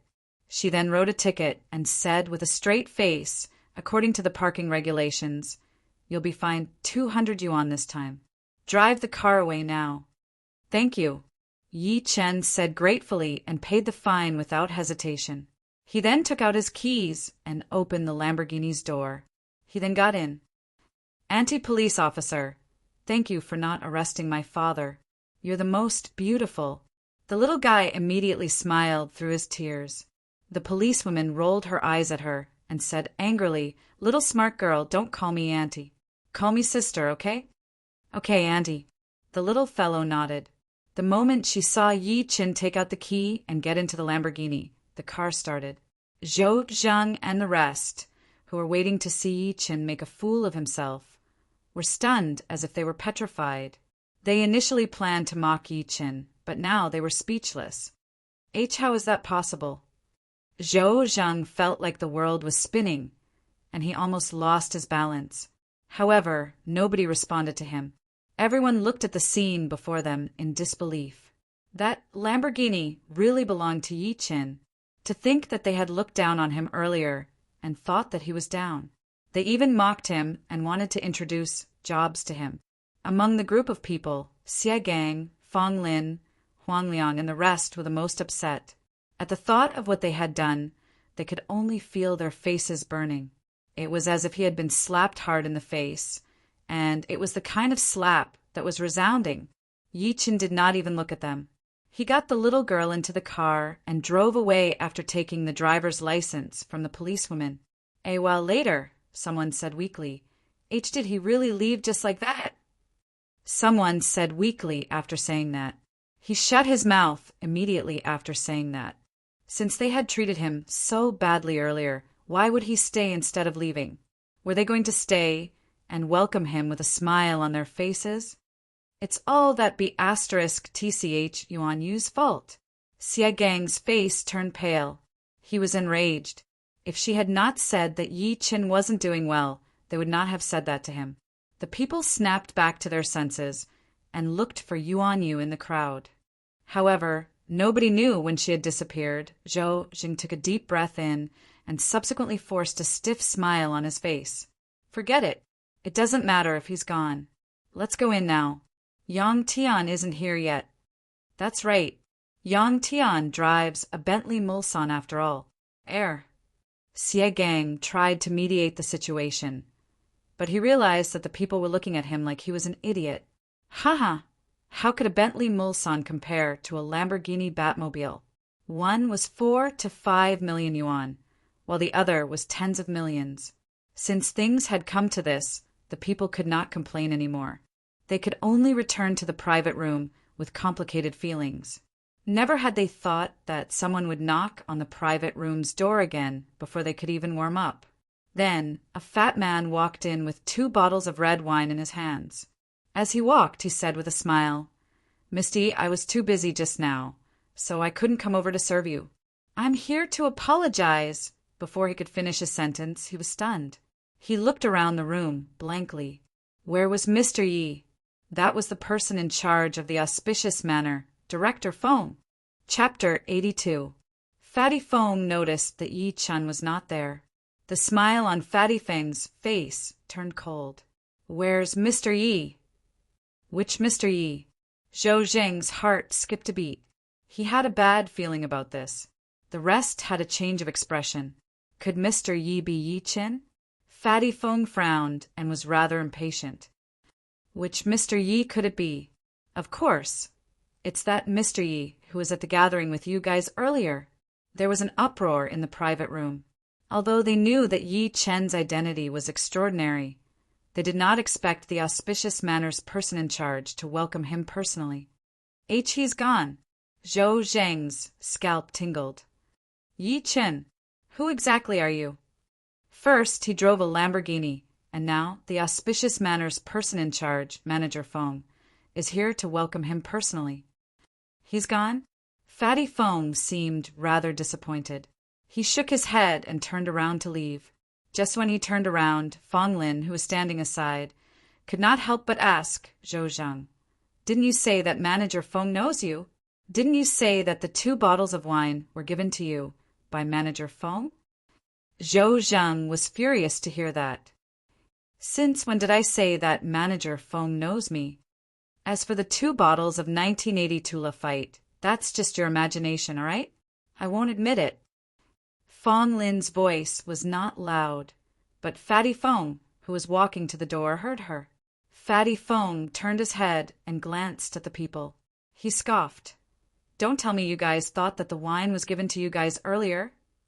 Since he managed to get to where he was, it was only natural that he learned to read people's expressions and treat them well. Within a few minutes, he figured out why Yi Chen left. The people dared not even breathe loudly. Fatty Fong sneered again. To put it bluntly, if it wasn't for Mr. Yi, everyone here is trash in my eyes. If not for Mr. Yi, do you guys think that I, Fong, would have given you guys the wine and come here personally? He left the private room without hesitation after he was done speaking. The people faintly heard a voice coming from outside. Get someone to guard the door. Get them to pay for the 2 bottles of 1982 Lafite. They're not allowed to leave until they pay. Dead silence filled the private room. The people could not speak for a long time. They felt that they had never been as excited as today. Other than regret, they really couldn't find any other words to describe their current feelings. After a while, Fong Lin glared at Zhou Zheng fiercely. Zhou Zheng, look at what you've done. If it weren't for you, how could this have happened? That's right. I didn't say anything to Yi Chen. This has nothing to do with me. I don't care about the 1982 Lafite. Xie Gang said. It was 1982 Lafite.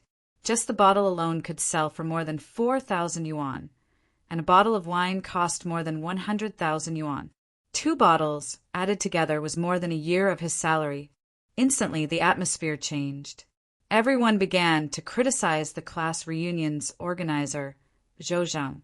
Zhou Zheng was so angry that he laughed. Blame me? Don't you have any shame? Fong Lin, have you not mocked Yi Chen enough?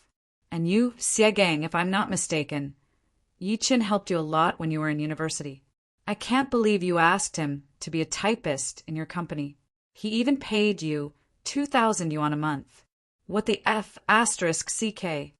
Seeing that everyone was about to start arguing, Huang Liang suddenly stopped them and said, All right, it has already happened. What's the use of complaining now? Let's just chip in and pay for the 1982 Lafite. You're making it sound nice. 2 bottles cost more than 200,000 yuan. There are only a dozen of us here, and we're asking each of us to fork out 20,000 yuan. A girl who was not well off scoffed. That's enough. Zhou Zheng shouted. I'll leave with this money, won't I? I'll borrow some from Yang Tian when he gets here later. That's the only thing we can do. However, will Yang Tian lend you 200,000 yuan? Xie Gang said after a sigh. He was filled with regret. Why was there such a huge difference between people? Director Feng had given Yi Chen a bottle of wine that cost hundreds of thousands of yuan. If it were them, they would have asked for money and were not allowed to leave. He will. Zhou Zheng nodded solemnly. Yang Tian had said that he would make him the sales supervisor in his company under the condition that the chairman agreed with him. He was not worried at all because he had never offended the chairman. Just when they were talking, someone knocked on the private room's door. Yang Tian, who was tall and handsome in a suit and leather shoes, walked in. He said while laughing out loud, Guys, I'm sorry. I've just finished a meeting and there was a traffic jam. I'm late. Oh, Director Yang, you're finally here. Zhou Zheng was elated. He went to greet Yang Tian immediately. The unhappiness that he had because of Yi Chen was gone. The rest were almost the same. They stood up one after another with smiles on their faces. They addressed him as Director Yang in an extremely affectionate manner. Yang Tian did not know whether to laugh or to cry. He did not put on any airs at all. We're classmates. Cut the formalities. As soon as he sat down, a single girl sat next to him and said flirtatiously, Director Yang, it's been a few years since we last met. You're getting more and more handsome. Do you still remember me? Your name is Bai Jia, right? I remember you. You were the one who sat in front of me back then. I burned your hair with a match, Yang Tian said with a smile filled with nostalgia. The bunch of people were fighting to introduce themselves to Yang Tian. They could not stop reminding him of their existence. After all, they had offended a person who drove a Lamborghini. They could not afford to offend a second person who drove a Bentley and a Mulsanne. Yang Tian only said after they introduced themselves, where's Yi Chen? I told him before. Did I forget? Everyone's expression froze upon hearing that. They looked unnatural. They thought to themselves, could Yang Tian have talked to Yi Chen before? Yi Chen was here. He just left, someone said weakly. He left. Yang Tian frowned and took out his phone to call Yi Chen. He scolded jokingly, Old Yi, what's going on? You guys go ahead with the gathering. I'm out of your league. Yi Chen was driving. He hung up the phone after saying that in a hurry. Yang Tian looked confused. He then looked at Zhou Zhang and said, Zhou Zhang, what exactly happened? Why did Yi Chen leave earlier? Although he had no idea what happened, he could tell that Yi Chen's tone was not nice. Zhou Zhang stammered and told Yang Tian what happened while avoiding the important details. Yang Tian roughly figured out what had happened after listening to him. He glanced at the people and scoffed. I understand now. Yi Chen came to the gathering in a low profile. You guys thought that he wasn't doing well, so you guys took advantage of him, right? Director Yang, it's not like that. Zhou Zhang's expression changed, and he broke out in cold sweat. Shut your *king mouth. Yang Tian cursed. Do you really think I'm an idiot? Ha.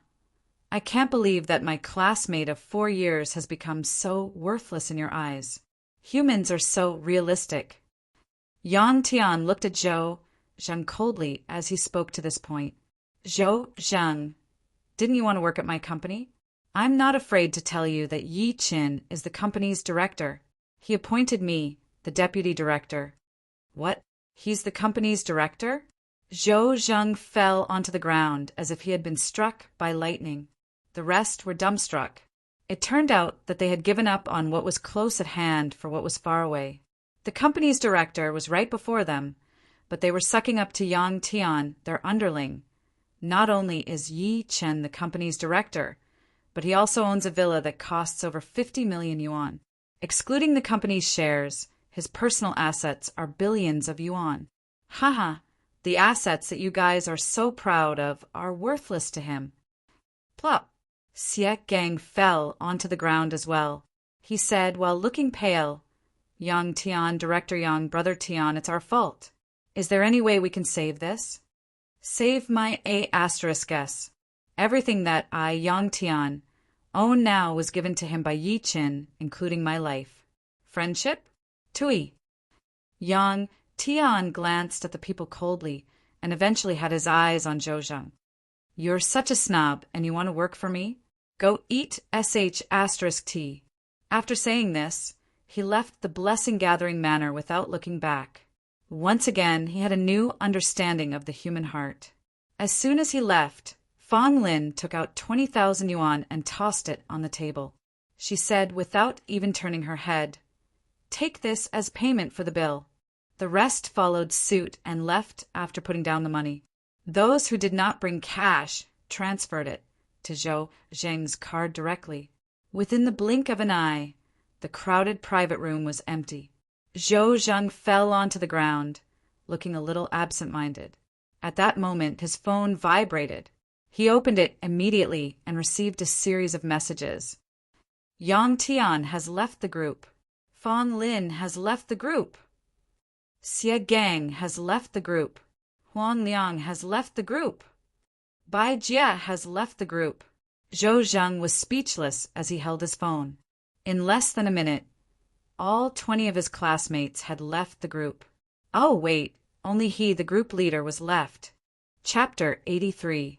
Not long after Yi Chen returned home, Yang Tian came. Yang Tian came and kept apologizing to Yi Chen for the class reunion. Yi Chen let him go after comforting him for a while. In reality, he did not care about that at all. To put it in a song, the memories would fade as time went by. Some people were destined to never be together. The little girl fell asleep after playing in his embrace for a while.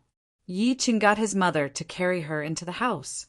Just when he was going back to his room to cultivate, the patriarch of hell ran in. The first thing the patriarch said when he entered was, "Master, I'm missing a woman again." Yi Chen was speechless.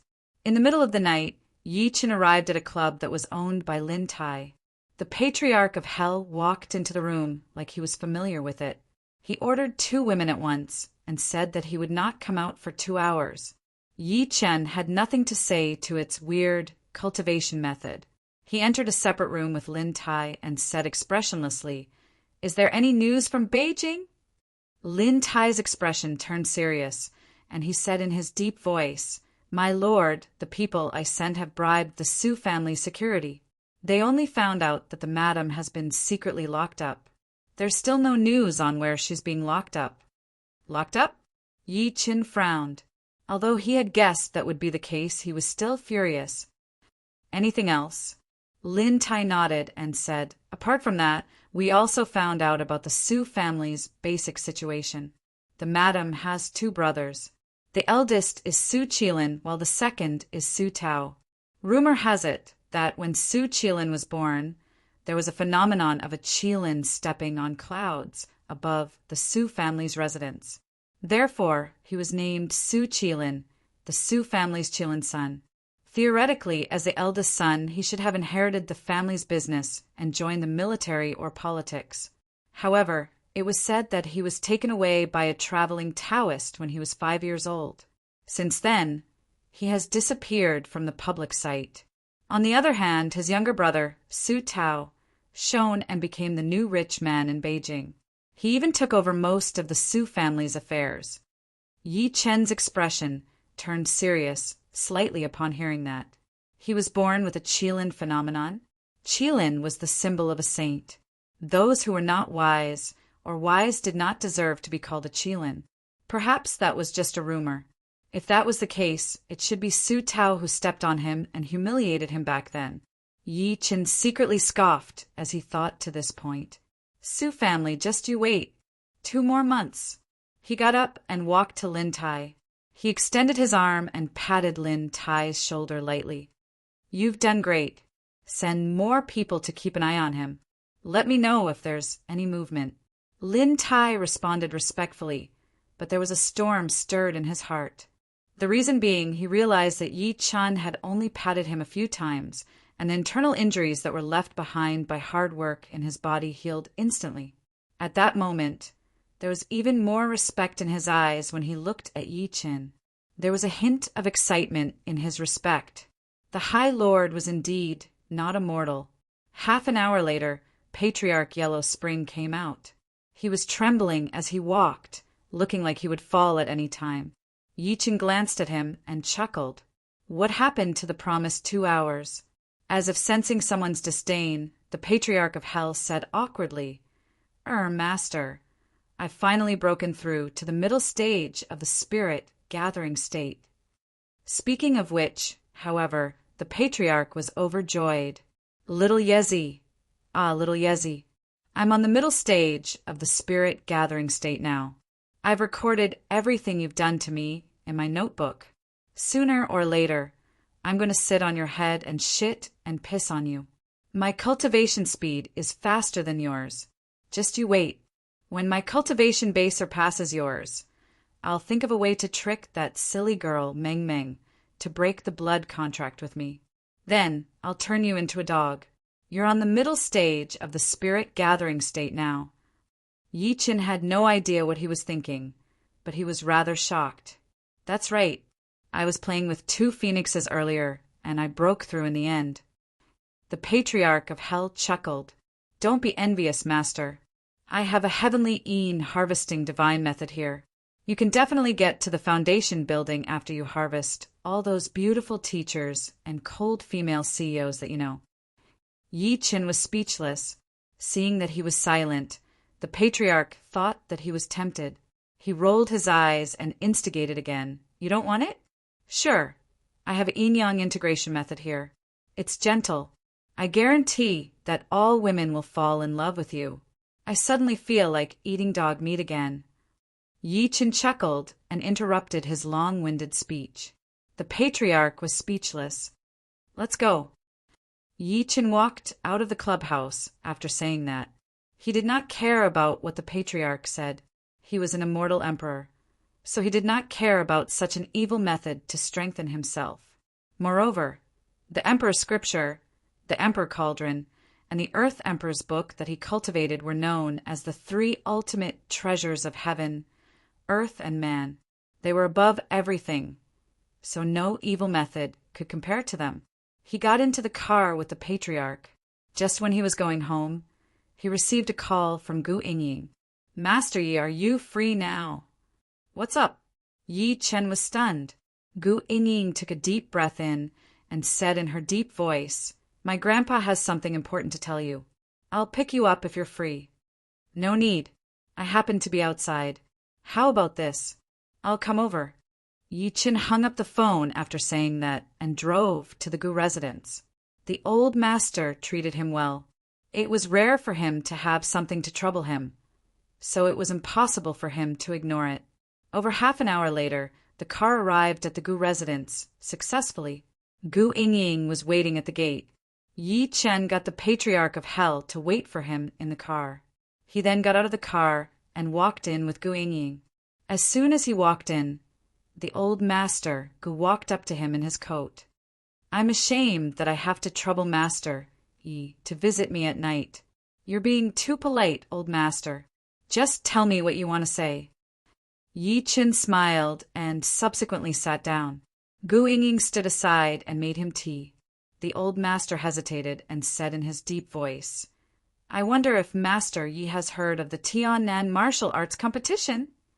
Yi Chen shook his head. The old master paused and said, There are 3 provinces in Tiannan. Each province has its own organization that's complicated. Meanwhile, each organization has power in the military, politics, and business world. As the saying goes, there will be fights wherever there are people. Due to the conflict of interests, many conflicts have accumulated over the years. To resolve such conflicts, the bosses of each organization will privately agree to resolve the conflicts in a relatively peaceful way. They might even divide the benefits. Yi Chen smiled lightly when he heard that. He roughly understood the old master's intention. To put it simply, both parties will resolve their conflicts in private without outsiders knowing. That's right. The martial arts competition means that there's a martial arts competition once a year. Gu Yingying interrupted. Yi Chen was surprised. What's a martial arts competition? The old master nodded and said, It's a competition where both parties sit down and resolve the conflicts in the most primitive and brutal way by fighting in the ring. Not only will the one who wins be proud, but the one who wins will also get the desired benefits. Don't you guys have your own power? Why don't you use the cards in your hands to compete and gamble? Yi Chen asked. Although everyone has a deck of cards, we have to follow the rules of the cards. The old master forced a smile and said, All parties have power in the military, politics, and business. If all of them are involved, it'll definitely stir up a huge commotion. Moreover, the higher-ups won't allow that to happen. The higher-ups? Yi Chen was slightly stunned. Subsequently, he understood what the old master meant. He said calmly, So, old master, are you asking me to participate in this martial arts competition? To fight to the death for you guys? The old master seemed to have noticed his displeasure, so he explained immediately, In the past, my family has always hired external help. However, I heard that Qiannan's Lu Chuang hired a very powerful external help this year. His target is our family. Lu Chuang? Isn't that the guy who lost to me in stone gambling at the antique city and had his fingers severed? Yi Chen frowned. Gu Yingying could not stop nodding. That's right. That's him. Lu Chuang hired an expert to spread the news. Not only is he going to take revenge on my family, but he's also going to take revenge on you, Master Yi. He even said, what else did he say? He even said that he's going to kill your entire family. As soon as Gu Yingying was done speaking, the The temperature in the entire living room dropped all of a sudden. Yi Chen laughed out of rage. Kill my entire family? He's just a dog who's down in the water. How dare he say that? I shouldn't have let him go that day. Forget it. Old master, I'll accept the martial arts competition. I'd like to see what kind of expert he hired to give him such confidence. Chapter 84. In the morning 3 days later, Yi Chen received a call from Gu Yingying. The day of the Tianen martial arts competition had arrived. His parents had gone to work early in the morning, so only the father and daughter were left at home. The little girl was very attached to her father, so Yi Chen thought about it and decided to bring her along. Yi Chen carried the little girl, while the little girl carried the Patriarch of Hell. The weird duo went out after breakfast. Old Master Gu and the rest drove to the outside of the district early in the morning. They were shocked when they saw Yi Chen carrying Meng Meng in his arms. They were going to fight, not to go on a vacation. However, since Yi Chen did not say anything, it was not their place to ask. They could only get Yi Chen into the car. It was the old master's driver, Ahu, who was driving. Daddy, where are we going? The little girl sat next to Yi Chen while carrying the Patriarch of Hell. Her big, watery eyes could not stop blinking. Meanwhile, the Patriarch of Hell had his eyes on Gu Yingying. He was close to drooling. What a beauty! Xiao Yezi was not moved by such a beauty. Did he cultivate until his brain was damaged, or was he sick? Yi Chen slapped his head and subsequently looked at Gu Yingying next to him. Where are we going? Swallowtail Town, the junction of the 3 Tianen provinces. Most of the locals were refugees from all over the country during the famine back then. They have different dialects and cultures, so it's considered a no-man-s land. Gu Yingying smiled and said, since the 3 provinces are strict, we could only choose this place. Yi Chen nodded to show that he understood and asked, then the other organizations should be moving, right? They're all moving out. The old master took over the conversation and said in a low voice, our Gu family won 3 department-level positions and 1 ministerial-level position in the martial arts competition last year. We got 1/10 of Tiannan's market share in the business world. Although he knew that the martial arts competition would not be that simple, Yi Chen could not help but be shocked.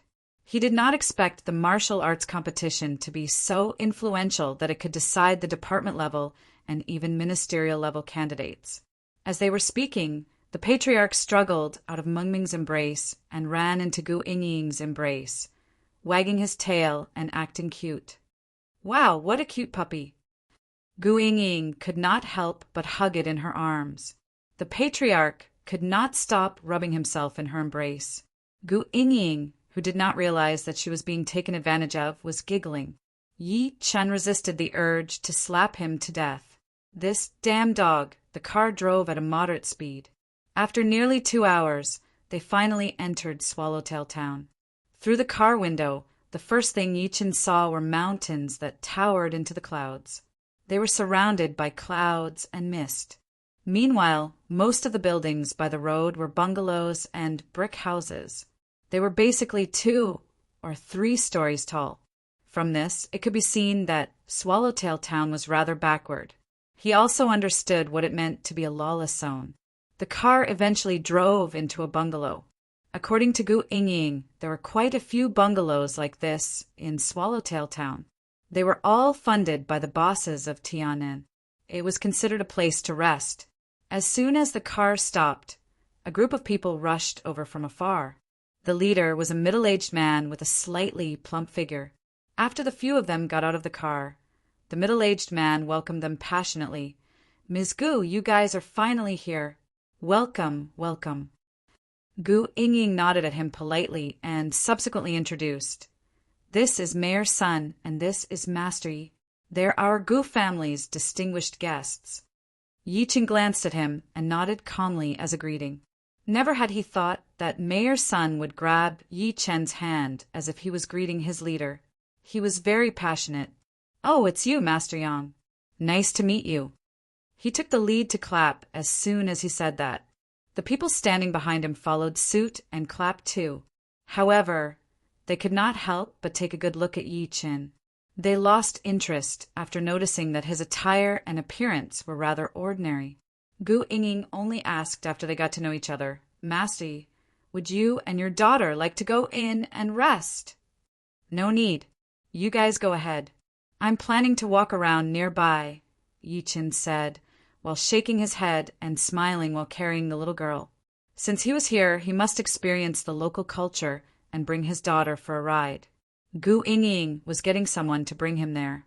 Mayor's son, who was standing aside, said while wiping his mouth immediately, "Since it's rare for Master Yi to come to our Swallowtail town, it's only natural for me to be a good host. How about this? I'll get someone to accompany Master Yi. Come out, Ashwe." Subsequently, a delicate-looking young lady in her early 20s walked out of the crowd. She looked at Yi Qin rather shyly.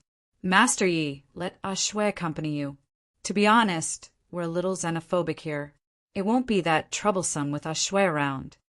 Mayor's son smiled and could not stop signaling Ashwe with his eyes. What he did not notice was that Gu Yingying and the old master had a strange expression on their faces after he said that. A martial Dao master was afraid of being bullied by the locals? The ignorant were truly fearless.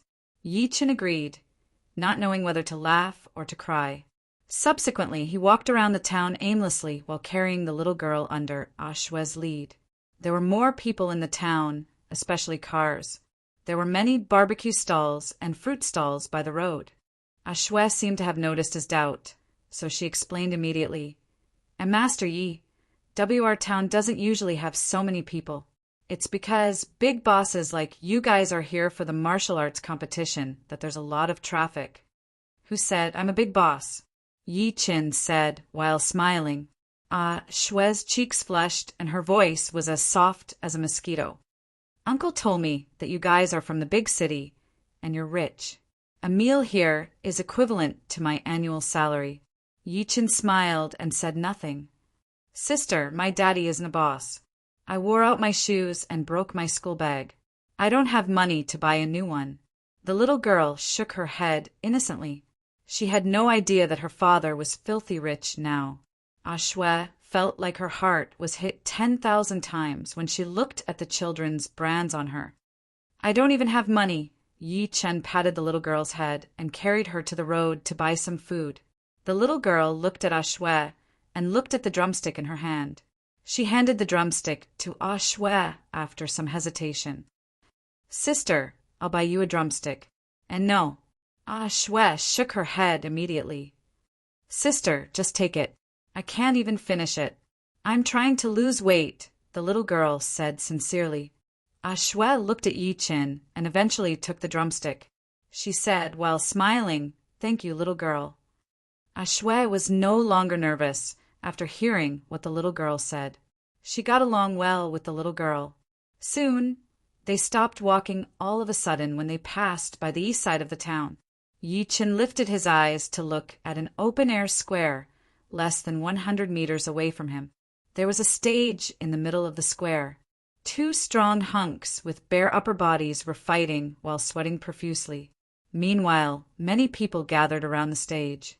There would be cheers coming from time to time. "Is that a ring?" Yi Qin asked. Ashwe wiped her mouth and introduced. "Master, this has been our town's tradition for years. During the Tiannan martial arts competition, every year, many locals would go up to fight. The goal is to show off their skills so that the bosses will value them and choose them to be their bodyguards or something. I heard that the top 3 will get a prize. The first prize is 100,000, the second prize is 50,000, and the third prize is 10,000. Yi Qin nodded after hearing that. He lost interest after watching from far away for a while. Although the crowd was cheering, it was nothing in the eyes of an expert. He shook his head and planned to go back after carrying the little girl. At that moment, an extremely surprised voice came from the crowd. Chapter 85. Yi Chen turned his head when he heard the voice coming from behind him. He saw a Land Rover parked less than 50 meters away from him. As the car window wound down, A pretty face that was as beautiful as a painting appeared in Yi Chen's line of sight. Yi Chen was stunned. Lin Jiao. The woman opened the door and walked out. She frowned and said, "It's really you. I thought I recognized the wrong person." Meanwhile, many people walked out of the car, one after another. Yi Chen said in between tears and laughter when he saw the pretty lady leading the group, senior sister Xiao Qin. "Yo, your memory isn't bad. It's been a few years, but you still remember me." The girl named Xiao Qin smiled brightly. Yi Chen could not help but feel speechless. He did not expect to meet two of his schoolmates in such a remote place. Back then, Lin Jiao was Su Yuhan's best friend. Both of them talked about everything. However, being proud and arrogant, she did not approve of Yi Chen and Su Yuhan being together back then. She had always had a problem with Yi Chen. Meanwhile, Xiao Qin was a year older than Yi Chen back then. When Yi Chen enrolled, Xiao Qin was the one who received him and brought him around the school. Yi Chen said while smiling, "Why are you guys here?" Boss Lin came over with her friends to play, so she brought us employees over to have a look. Xiao Qin smiled, and only then did she notice Meng Meng, who was in his embrace. She said somewhat inconceivably, This is your daughter?" "Yeah." Yi Chen nodded and held his head down to pat the little girl's head. "Meng Meng, say hi to the two aunties. Your Auntie Lin was your mother's best friend back then." "Hello, Auntie Lin. Hello, Auntie Xiao. My name is Yi Meng Meng." The little fellow was very obedient and sensible. Xiao Qin was overflowing with motherly love. She could not help but touch her. "You're so cute. You look so much like Yuhan." "Oh yeah, where's Yuhan?" "I didn't bring her here." Yi Chen's smile froze as he said with an unnatural expression. Lin Jiao, who was standing aside, took a good look at Yi Chen. She said coldly after noticing Ah Xuan next to him, "Why are you here?" Yi Chen said while smiling, "I'm here with my friend." "Play?" "Yi Chen, how old are you? You actually brought your daughter to this kind of place to play?" Lin Jiao's expression grew colder. When they were in university, she and Su Yuhan were the campus belle, and they were best friends. However, she had never supported Yi Chen and Su Yuhan being together. After all, Yi Chen had neither money nor looks back then. However, Su Yuhan refused to listen to her. Therefore, she had a problem with Yi Chen. Now that she saw him bringing her daughter to a chaotic place like Swallowtail Town to play, she was even more upset. Yi Chen frowned. "Lin Jiao, it's rare for us to meet. I don't want to argue with you." He knew that Lin Jiao was unhappy with him because of Su Yuhan, but he did not expect her to still be like this after so many years. "Auntie Lin, if you bully my daddy again, I'm going to get angry." The little boy pouted and looked at Lin Jiao angrily. "Suit yourself." Lin Jiao snorted and looked at Xiao Qin. "You guys play for a while. I still have something to do." After saying that, she once again sat in the previous car, which then sped away. In the Land Rover, a handsome young man who was driving glanced at Lin Jiao with tenderness in his eyes. He asked half intentionally, "Who is that?" "He's my schoolmate. I don't know why he came here. Doesn't he know that this is a place where an ordinary person like him should be?" Lin Jiao's pretty face turned grim. After Lin Jiao left, Xiao Qin glanced at Yi Chen and smiled awkwardly. Yi Chen, Director Lin is just like that. Don't take it to heart." "Director Lin?" Yi Chen asked. Xiao Qin nodded. Director Lin founded a company after graduating. Within a few years, she's the director of a listed company now. I'm working for her. She turned her head and pointed at the two men and a lady behind her as she spoke to this point. She introduced them. "Oh yeah, let me introduce you. These are my colleagues from the company, Jiang Lei, Wang Dan, and Li Peng." Yi Chen smiled lightly at them. However, they did not seem to be interested in him, so they merely nodded calmly. Wang Dan asked, "Where are we going next?" "Should we watch the competition?" Li Peng pouted his lips at the intense fight in the ring far away. Wang Dan snickered. What are you watching? Don't you know that our brother Lei came from the provincial free combat team? Why would he be interested in those fancy moves in the ring? Jiang Lei looked extremely confident as soon as he was done speaking. Jiang Lei immediately revealed an extremely confident look and shook his head. I'm not saying this, but those people on the stage are all unorthodox. They haven't received professional training, and they don't have any technique when they fight. It's really not worth watching. Moreover, it's not a big deal even if they win. The champion only gets 100,000 yuan.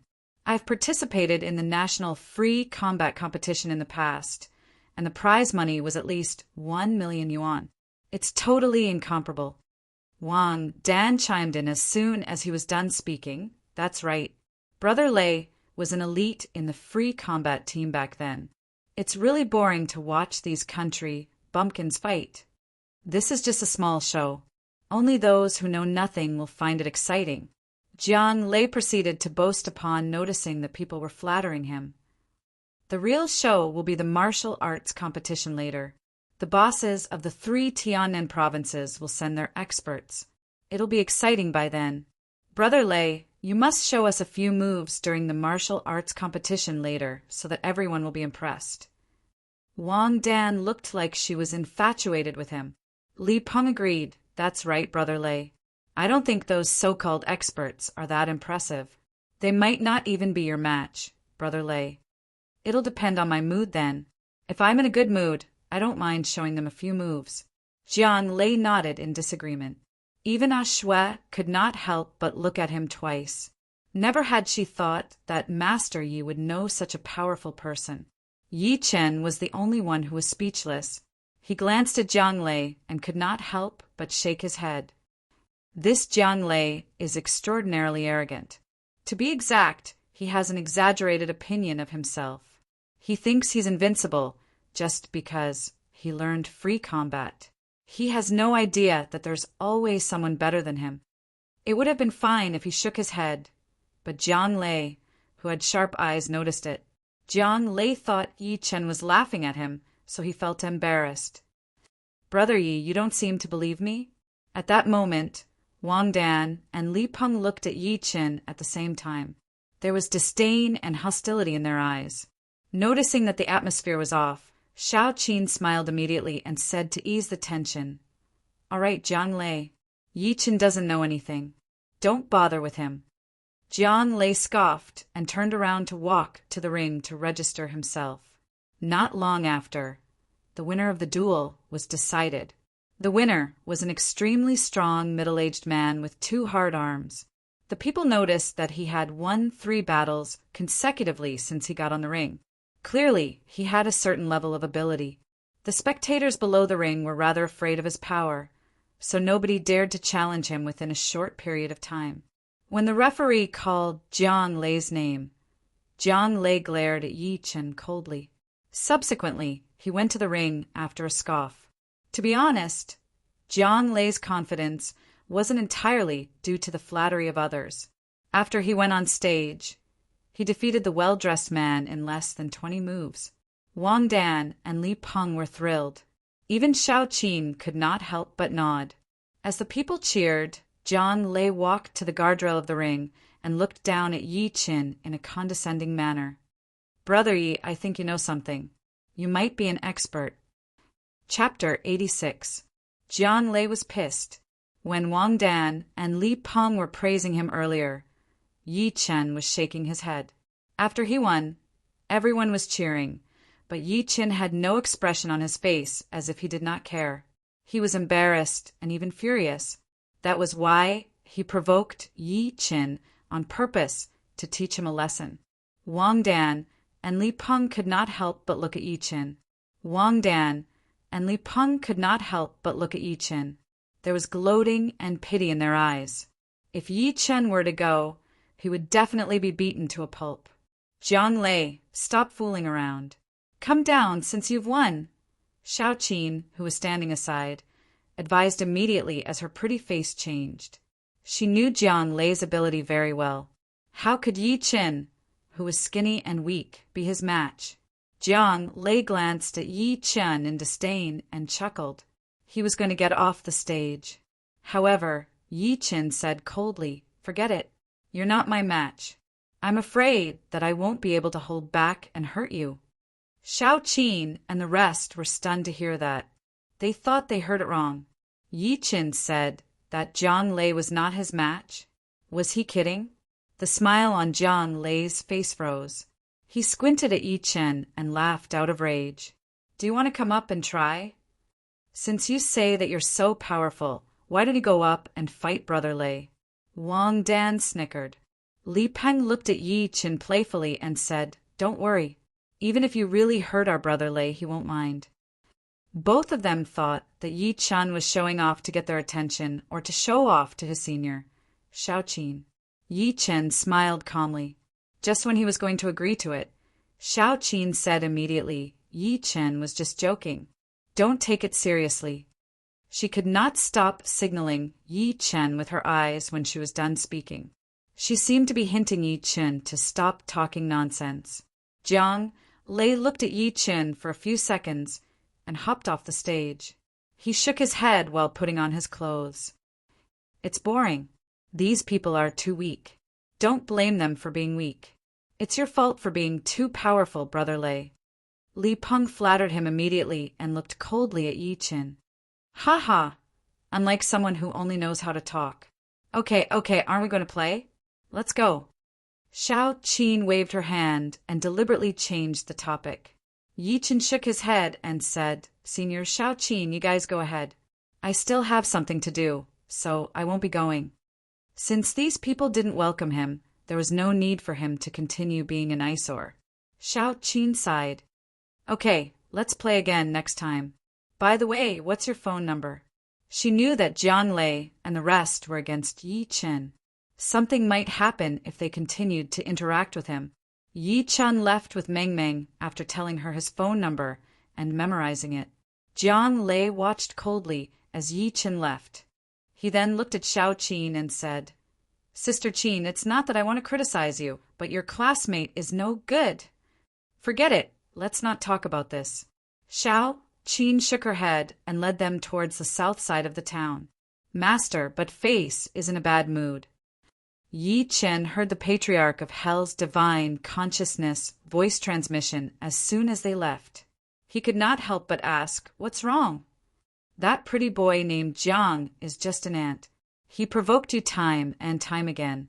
If it were me with my hot temper, I would have crushed his bones into ashes." The Patriarch of Hell was going crazy. "So, you'll be happy after you kill him? Are you going to do this to everyone who taunts you?" Yi Chen shook his head. "You've already said that he's just an ant. Since that's the case, why should I care about what an ant thinks? Moreover, this isn't the cultivation world." The Patriarch of Hell was speechless. "That makes sense. I'm like a tiger that has fallen from grace now. If I don't tuck my tail between my legs and be a dog, I'll be turned into ashes by a missile from the palace. That's right. I'm not angry. I'm very peaceful." The Patriarch of Hell felt much better as he thought about that. Subsequently, Yi Chen walked around outside while carrying Meng Meng. He planned to look for Gu Yingying and the rest after realizing that there was nothing interesting. The moment he turned around, a cold voice came from behind him. "How did you get here?" Yi Chen turned his head to look and saw Lin Jiao and a young man walking out of the car side by side. Meanwhile, an old man in traditional attire followed behind them. "I walked around and came here," Yi Chen said coldly. Yi Chen said coldly. The little girl in his embrace turned her head away angrily when she saw Lin Jiao. Perhaps realizing that her attitude was a little harsh, Lin Jiao softened her tone and said, "Yi Chen, you should go back. This isn't a place for you." "Why can't I come if you guys can?" Yi Chen said wryly. Lin Jiao's face turned cold. "You, Jiao. Since Brother Yi is your friend, let him come with us." The handsome young man next to her, on the other hand, smiled. Lin Jiao frowned and said while looking at Yi Chen after some hesitation, "Sure, Yi Chen, come with us. Don't think that I have anything against you. It's really bad that you brought the kid out. If you do that again, I'll call Yuhan to tell on you. Yi Qin could only agree to it, since she mentioned Su Yuhan. He took out 1,000 yuan and gave it to Ah Shui. Ah Shui, tell Ms. Gu about this. Ah Shui did not ask for the money. She nodded and left after looking at Lin Jiao enviously. Under Lin Jiao and the rest's lead, Yi Chan followed them to the biggest building in town, the dojo. It was funded by the bosses of the 3 Tianan provinces. It was specially built for the people who came to participate in the competition. Meanwhile, Yi Chen found out that the young man next to Lin Jiao was called Han Su. He seemed to be a disciple of a family in Dianan. The old man was called Master Tan. At that moment, there were already many people seated in the dojo. As Yi Chen and the rest walked in, the dojo was already filled with people. Countless eyes looked at them at that moment. Lin Jiao and Han Su were the focus of their attention. Meanwhile, Yi Chen was just glanced over. They sat on the VIP seats at the front while Yi Chen directly leaned on the chair. Can't you sit more comfortably? Lin Jiao was enraged to see him like that. She felt her cheeks burning when she noticed the weird stares from the people around. Yi Chen glanced at her and said while smiling, "Isn't a chair for people to sit on?" "Of course. It's for me to sit comfortably." The little girl blinked and said, "My daddy's right. This isn't a class and you're not a teacher. Why do you care so much?" "You." Lin Jiao was pissed. What a sharp-tongued young man. At that moment, the old man in traditional attire next to her could not help but scold. "Can't you see that there are so many people watching? You don't even know how to sit properly. You simply don't know etiquette." "Forget it, Master Tan. Brother Yi can sit wherever he wants." Han Su, who was standing aside, tried to smooth things over while smiling. However, disdain flashed through his eyes. What a vulgar person! How unsightly! Lin Jiao scoffed and turned her head away. The more she looked at him, the angrier she got. Han Su looked at Master Tan and asked with a burning desire in his eyes, "Master Tan, how confident are you in this martial arts competition?" Master Tan was the external help that the Han family hired. Even he, the Han family's young master, had to suck up to him. "It's hard to say." Master Tan shook his head. "I think I'm powerful, but there are too many talents in China. It can't be." Lin Jiao's jaw dropped. She was rather surprised. "Master Tan, you're an internal energy expert, after all. I don't think there are many people like you in China." Although she was a woman, she admired martial arts too. She admired powerhouses even more. Meanwhile, Han Su had such potential. Otherwise, she would not have agreed to go after him. She secretly glanced at the listless Yi Qin as she thought to this point. She secretly shook her head. She thought that the gap between Yi Qin and Han Su was just too huge. One of them was on earth while the other was in heaven. "Yuhan, oh Yuhan, what exactly did you see in this guy back then? One wrong step and you'll ruin your whole life." In China, Master Tan said in between tears and laughter, "My insignificant ability might not even be ranked in the entire southeast region." "Master Tan, you're being humble." Han Su smiled. "Humble?" Master Tan frowned and said in all seriousness, "Southeast #1 Yuan Bupo and those veteran experts who know about him aside, I can't even compare to that Master Yi." "Master Yi?" Han Su looked lost. He could not recall such a person in Tianan. Lin Jiao's expression was not any better. Master Tan forced a smile as he met the duo's stare.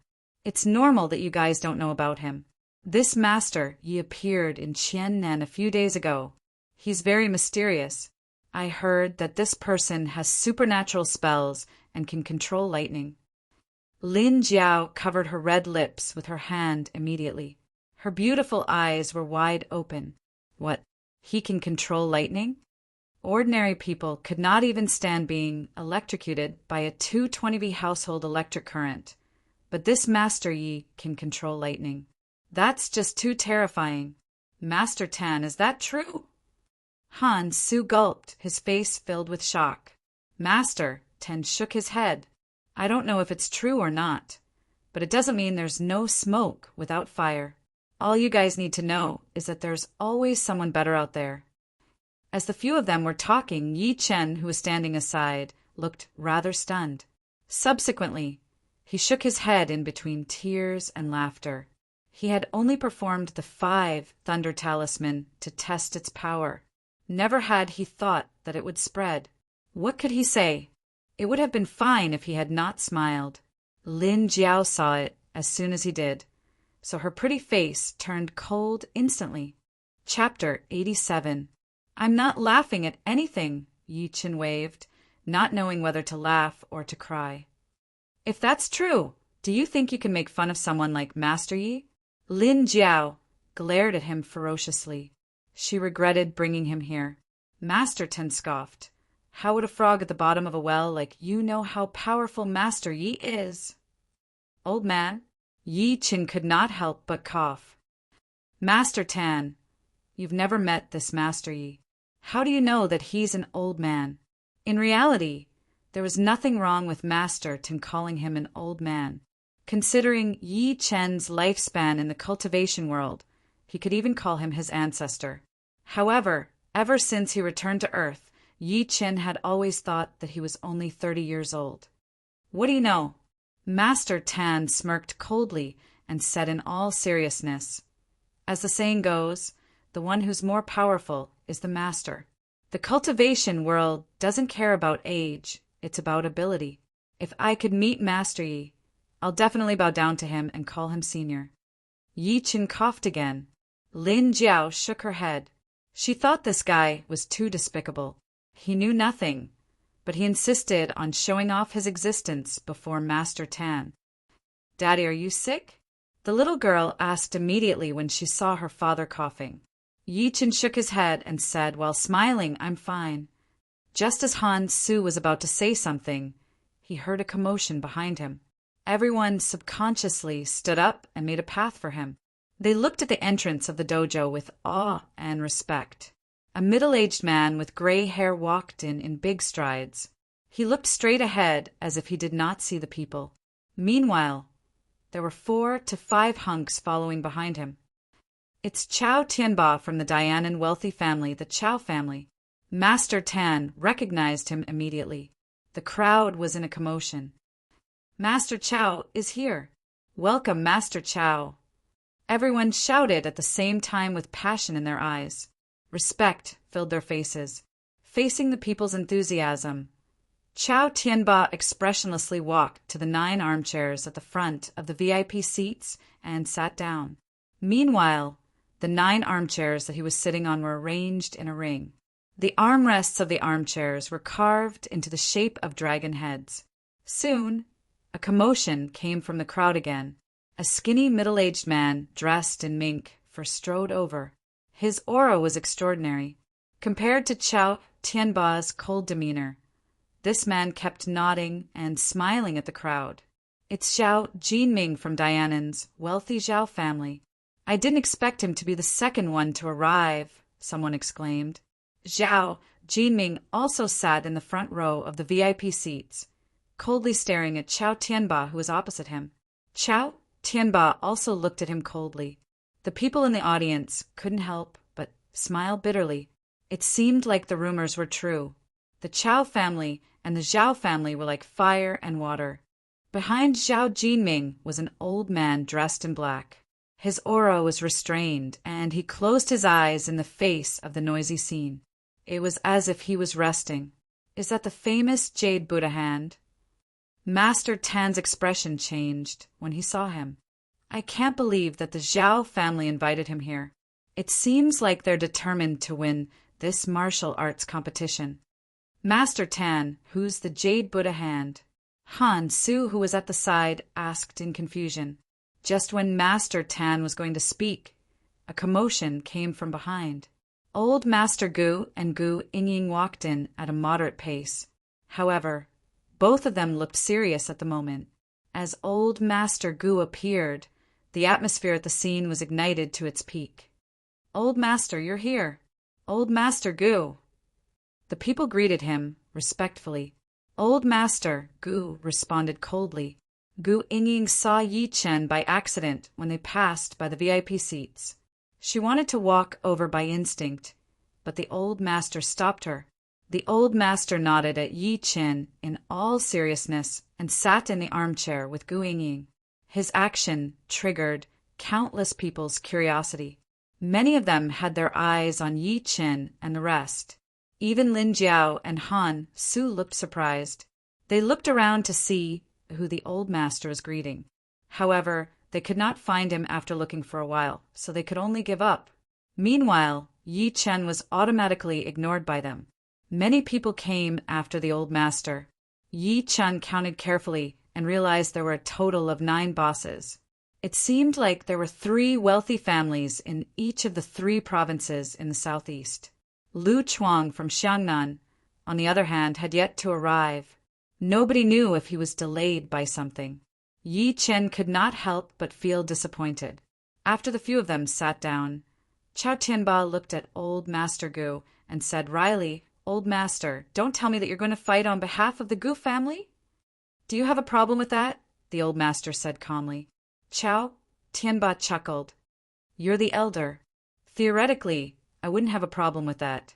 However, if you're going to fight on your own, fists and kicks will be blind. Old Master, I heard that 5th Master Lu is coming to the martial arts competition this time. He even mentioned that he's challenging the Gu family." Lu Wanhui, who represented Xiangnan, smiled too. The 3 provinces of Tiannan seemed to be harmonious on the surface, but they were actually not. Why wouldn't he be happy to see them fight to the death? "You guys don't have to worry about that." Old Man Gu snorted coldly. An old man with a tanned face who sat on the top right cleared his throat and said, "All right, let's cut the crap. Let's begin." Chao Tianba nodded and stood up from his seat instantly. He glanced at the people below expressionlessly. The martial arts competition has officially begun. As the old saying goes, even brothers from the same pot will tear each other's clothes and fight, let alone people from the 3 provinces. Let's use this opportunity to end things today. It's all about one's ability to fight. As soon as he finished speaking, the entire crowd burst into an uproar again. How could they not be excited to see such an exciting scene with their own eyes? Lin Jiao turned her head to look at Master Tan next to her while blushing. "Master Tan, when are you going to fight?" "I'm going to fight later.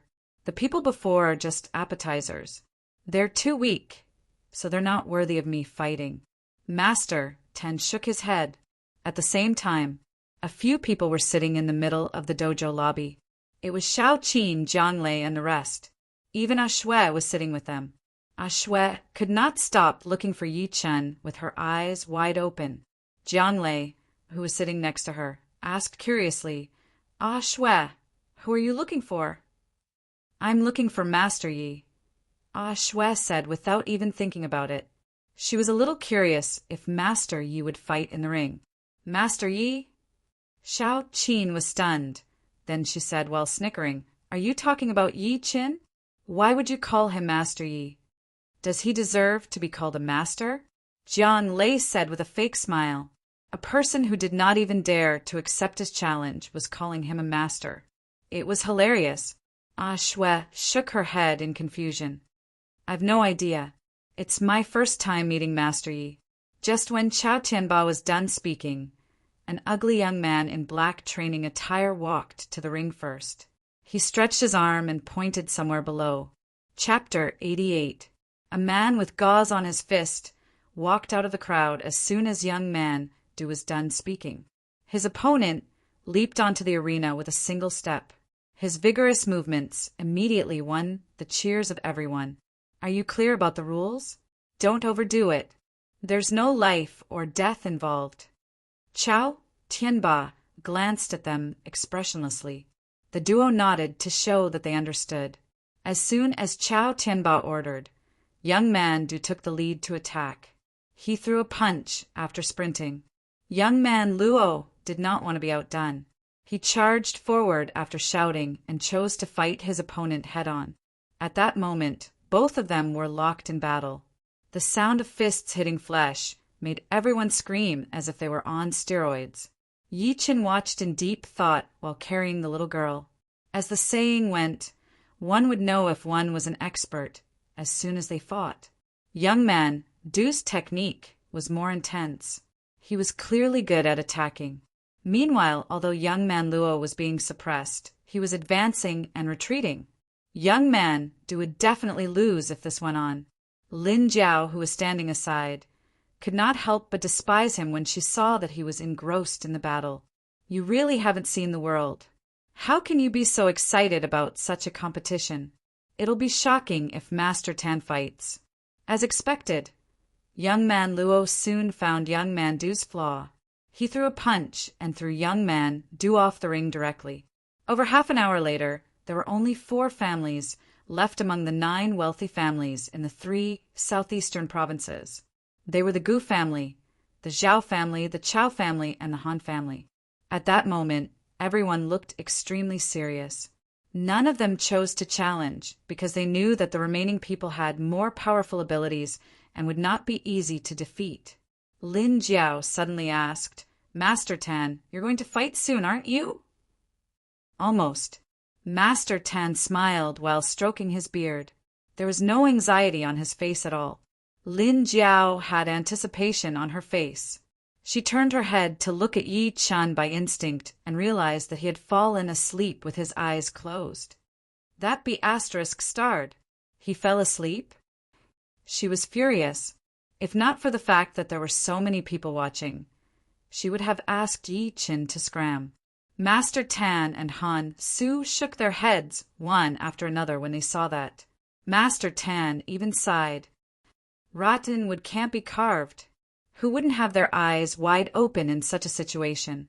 Yet, he was still able to fall asleep. It could only be said that this brat was hopeless and would also miss out on a great scenery in life. Zhao Jinming suddenly turned around to look at the old man behind him and said with a smile, "Master Yu, please make your move." His voice fell. Everyone's expression changed. The Zhao clan finally couldn't stand it anymore. The old man nodded slightly and looked at the crowd with disdain. Then he stomped his feet and leaped 3 to 5 feet into the air. Finally, he landed on the arena. Suddenly, a finger-deep footprint appeared on the ground where he had stomped his foot. Hua! The audience burst into an uproar, their faces filled with disbelief. What kind of power was this? Some of the people who had participated in the previous matches broke out in a cold sweat. They were shocked and glad that they had not encountered such an expert. The people from the other 3 clans looked at each other and saw the seriousness in each other's eyes. Master Yu's appearance pressured them.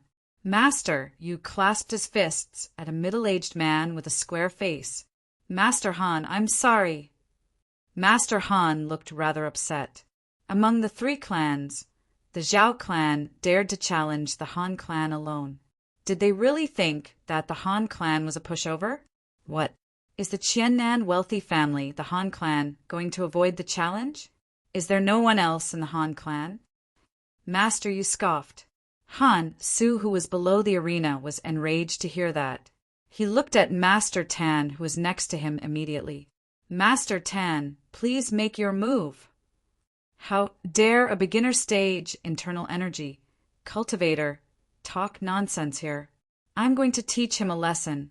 Master Tan smirked in disdain and leaped forward. His legs swept across the air like a rabbit, and he leaped onto the arena in the blink of an eye. The smile on Master Yu's face disappeared, and he said coldly, "Who are you? Tell me your name." "You don't deserve to know my name yet." Master Tan smirked in disdain. He took a step forward with his left leg and stomped hard on the arena after saying that. A thud was heard. A crack appeared on the ground of the arena. It looked like a spider web. Master Yu, who was standing across him, finally had a change of expression. Master Yu, who was standing across him, finally had a change of expression. He faintly felt that Master Tan's kick contained a great amount of power. He might not have been able to take it if it landed on him. The people below the arena inhaled sharply one after another. A single kick and it shattered the ground? Amazing! Su could not help but exclaim. Excitement filled his face. Lin Jiao smiled too. Her beautiful eyes were filled with excitement and pride. She looked at Yi Qin behind her by instinct and realized that he was still sleeping. Her face turned grim and she pushed Yi Qin angrily. She said coldly, "Did you come here just to sleep?" "No, it's just too boring." Yi Qin yawned. "Too boring?" Lin Jiao was mad. "Master, 10 has gone up. You won't be bored now. You better watch with your eyes wide open. It'll be unforgettable." Yi Qin gave a short response. His nonchalant expression enraged Lin Jiao even more. She almost could not hold it in anymore. She glared at Yi Qin before turning around to look at the arena. "Go on pretending. Let's see how you're going to pretend after witnessing Master Tan's technique." At the same time, after witnessing Master Tan's kick, Master Yu glared at Master Tan with a deadly expression. Battle intent filled his eyes. Tiannan is really full of hidden talents. I can't believe that even the successor of the 12 Tan Tue is here. What? That old man performed the 12 Tan Tue just now? From what I know, the 12 Tan Tue is an authentic Shaolin leg technique. It's known as the Southern Fist and Northern Kick. Not only is the explosive force terrifying, but it's also very powerful. Exciting, exciting! The people below the arena were discussing. They felt that their trip today was worth it. Su was the most excited one. It took him a lot of effort to invite Master Tan. He was the successor of the authentic 12 Tan Tue. He could totally defeat the entire arena and help the Han family win. Hearing the people's exclamation, Lin Jiao looked at Yi Qin as if she was showing off. "Did you hear that? Master Tan is the successor of the 12 Tan Tue." "It's all right," Yi Qin said coldly. Lin Jiao's face turned completely cold upon hearing that. She no longer hid her disgust for Yi Qin. "How dare you say that Master Tan is all right? Why don't you take a good look at yourself?" Just when she was going to say something, an arrogant, hysterical laugh came from behind the crowd. Ha ha ha. Chapter 89. The people turned their heads as they followed the voice. They saw a muscular, middle-aged man walking in from the entrance. He had a rough face and was wearing a black coat. The most shocking thing was that the fingers on his right hand were missing, as if they were chopped off by a sharp weapon. The crowd gasped and was in an uproar again. "It's Xiangnan's 5th Master Lu. I can't believe he's here too." That's right. Theoretically, 5th Master Lu has monopolized Xiangnan's transportation industry. There's no need for him to participate in this martial arts competition. Everyone, I've heard a rumor that 5th Master Lu went to Qiannan a few days ago and someone chopped off one of his fingers. Is that true? Who's so powerful that he could chop off 5th Master Lu's finger? Lu Chuang walked straight to the VIP seats as if he did not hear the people's discussion. He had his eyes on old Master Gu and Gu Yingying since the beginning. He smiled in a creepy manner. "Ms. Gu, it's been a few days. I miss you. Young man from the Lu family. Don't think that I don't know why you're here. My Gu family will accompany you to the end," old Master Gu said with his deep voice. The master of the Han family, who was also from a wealthy family in Qiannan, scoffed. "5th Master Lu, I don't think you're on the invitation list. What are you doing here?" "What am I doing here?" Lu Chuang extended his right hand and pointed at his broken finger. He smirked. Of course. I'm here to take back what belongs to me." Master Tan, who was on the ring, frowned and said rather impatiently, "5th Master Lu, I don't care why you're here. Please stand aside and wait for me to finish this match." Although 5th Master Lu was famous, he was no different than an ordinary person to Master Tan. "Old man, do you have the right to speak?" Lu Chuang glanced at him in disdain and subsequently smirked. "Sure, since you're asking for death, I'll fulfill your wish." He turned around and bowed slightly. He clasped his fists at the entrance of the martial arts club and spoke with utmost respect. "Welcome, Master Gufangu." Many people turned their heads to look as soon as he was done speaking. Many people subconsciously turned around to look behind them. Even the representatives of the great clans sitting on the armchairs could not help but straighten their backs, their expressions solemn. A rough-looking man in black robes appeared in everyone's line of sight. The man was in his 40s and had a crew cut. He had a pair of tiger-like eyes and an imposing aura. His majestic gait gave people a sense of great power, as if it could affect people's heartbeat. Right then, Yi Chen, who had been listless, squinted as a playful grin appeared at the corner of his lips. "Is this the expert invited by Lu Chuang?" No wonder Lu Chuang dared to come back with such great fanfare for revenge. Upon seeing the other party, Lu Chuang immediately jogged over to welcome him. He was extremely respectful, completely devoid of his previous domineering attitude. Gu Fan nodded expressionlessly. He lifted his eyes and glanced at the crowd. In the end, his gaze landed on the ring with disdain. Recruited, with a leap, he was like a vigorous goshawk. His figure swept across the air and directly crossed the 50-meter-high auditorium. In the blink of an eye, he landed on the ring. This isn't a movie, right? Everyone's expression changed drastically as they watched this scene in horror. They could only feel their hearts being shaken. A person leaped 50 meters that was completely out of human range. Even if it was a movie, it would be impossible to do that with a wire. What? The people who were sitting on the armchairs stood up at the same time. Shock filled their faces. Chao Tianba inhaled sharply and turned his head to look at the old man behind him. "Master, what's going on?" "That's right. Master," his lips quivered. "This man has unblocked his conception and governor vessels. His chi flows through his entire body. He's invincible below master level. Master Chao, you mustn't go against this man. The outcome of the martial arts competition has been decided since this man appeared." Besides Chao Tianba, Zhao Jinming and the rest reacted the same way. The few of them looked at each other and saw the heaviness and shock in each other's eyes. From today onward, the 3 southeastern provinces might have to be reshuffled. As Gu Fan landed on the ring, Master Tan and Master Yu retreated a few steps back by instinct. The calmness on their faces was gone. The man could leap 50 meters in the air. That alone was something that they could only look up to. Gu Fan stood with his arms behind his back and looked at Master Tan and Master Yu expressionlessly. "You guys are no match for me. Get off the ring now if you don't want to die." Master Yu forced a smile and clasped his fists at him. He then turned around and leaped off the ring without hesitation. However, Master Tan did not move. Gu Fan frowned. "Don't you understand what I said? You don't deserve to be my opponent. To me, the 12-10 kicks is a joke." "How presumptuous!" Master Tan was enraged. He shouted and kicked his leg while taking a stride. His leg was like a helicopter's propeller as it charged at Gu Fan with a strong gust of wind. The kick alone had unleashed all of his strength. It was the most powerful kick that he had ever performed in his life. He was already planning to retreat.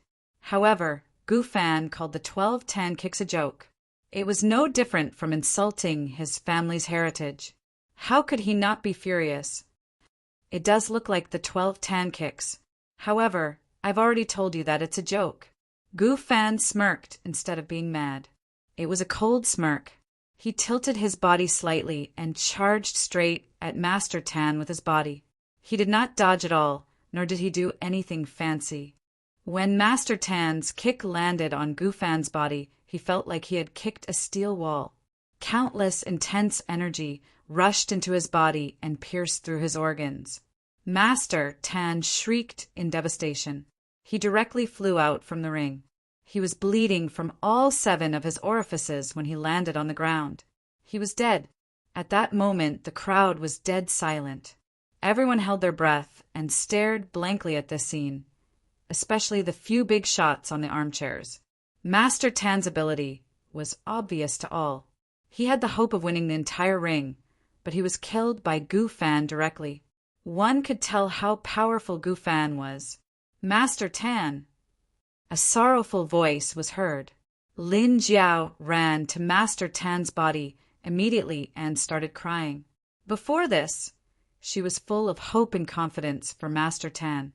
She thought he would be able to win as soon as he appeared. Never had she thought that he would die within the blink of an eye. Han Su fell onto the ground. His face was extremely pale while fear filled his eyes. Yi Chen shook his head. In reality, the outcome was determined the moment Gu Fan stepped onto the ring. Master Yi chose to give up directly, but Master Tan insisted on fighting despite knowing that he could not win. Such integrity did not disgrace his identity as the descendant of the 12 Tan kicks. Ha ha ha. Anyone else? Anyone else who's not convinced of Master Gu can come up. Hysterical laughter came from the crowd. It was Lu Chuang. At that moment, he could no longer hide the pride on his face. He took a good look at all the bosses on the armchairs with a forced smile.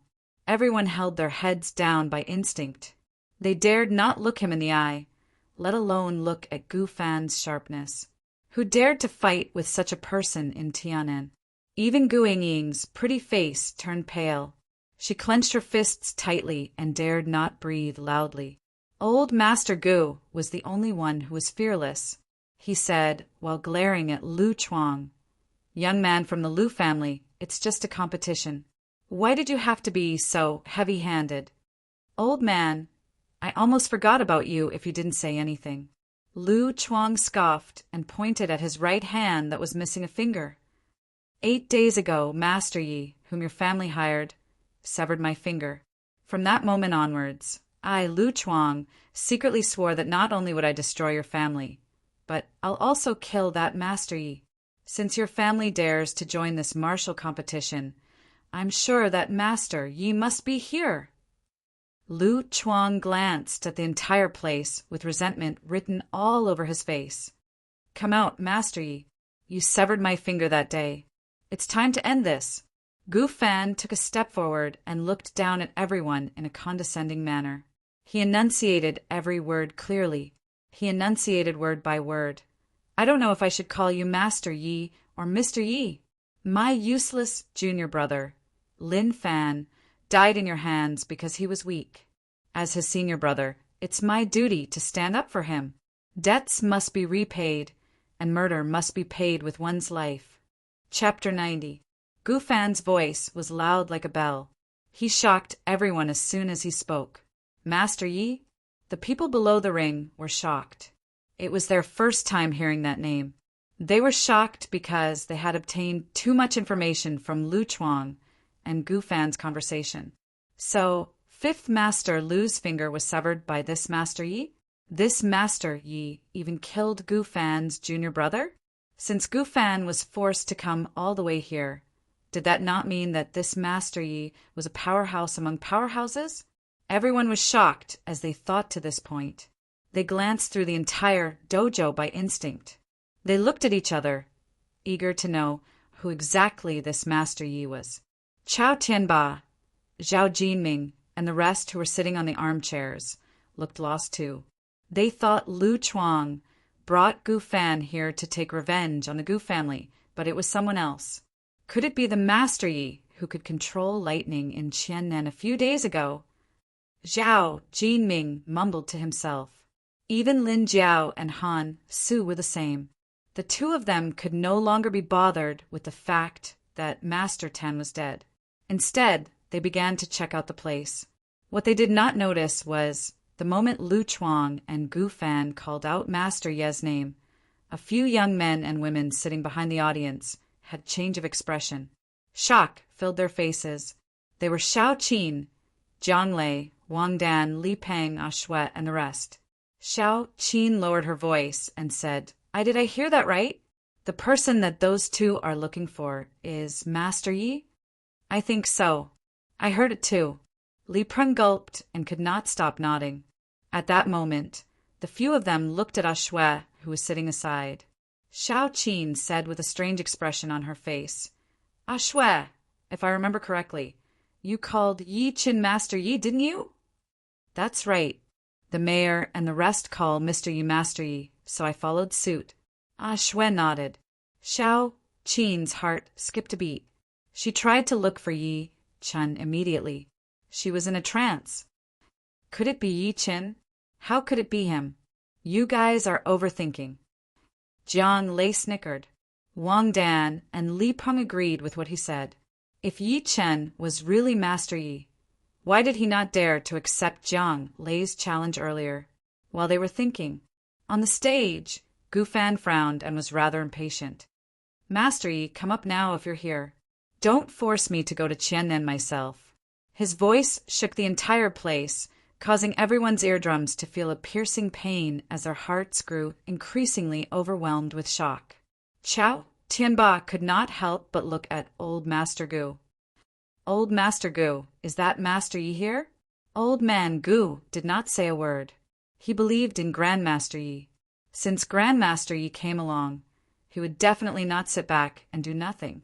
Zhao, Jin Ming, Chao Tianba, and the rest looked at each other when they saw Gu Fan keeping quiet. They thought to themselves that either Master Yi did not come or he dared not show up after witnessing Gu Fan's power. Although I don't know who this Grandmaster Yi is, he's already invited him by name and he's still not coming out. Isn't he a little too cowardly? Lin Jiao shook her head, her face full of disdain. After witnessing Master Tan's fearlessness, to her, since one party sent an invitation, the other party should accept the challenge.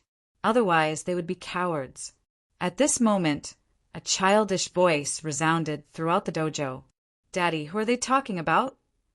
The people were slightly stunned and subsequently looked towards the direction of the voice. They saw a young man sitting in the corner at the last row of the VIP seats. The young man looked mediocre, and there was a little girl sitting in his embrace. The little girl was approximately 4 or 5 years old. She wore a pink dress that looked like it was carved from jade. She had straight features like a porcelain doll.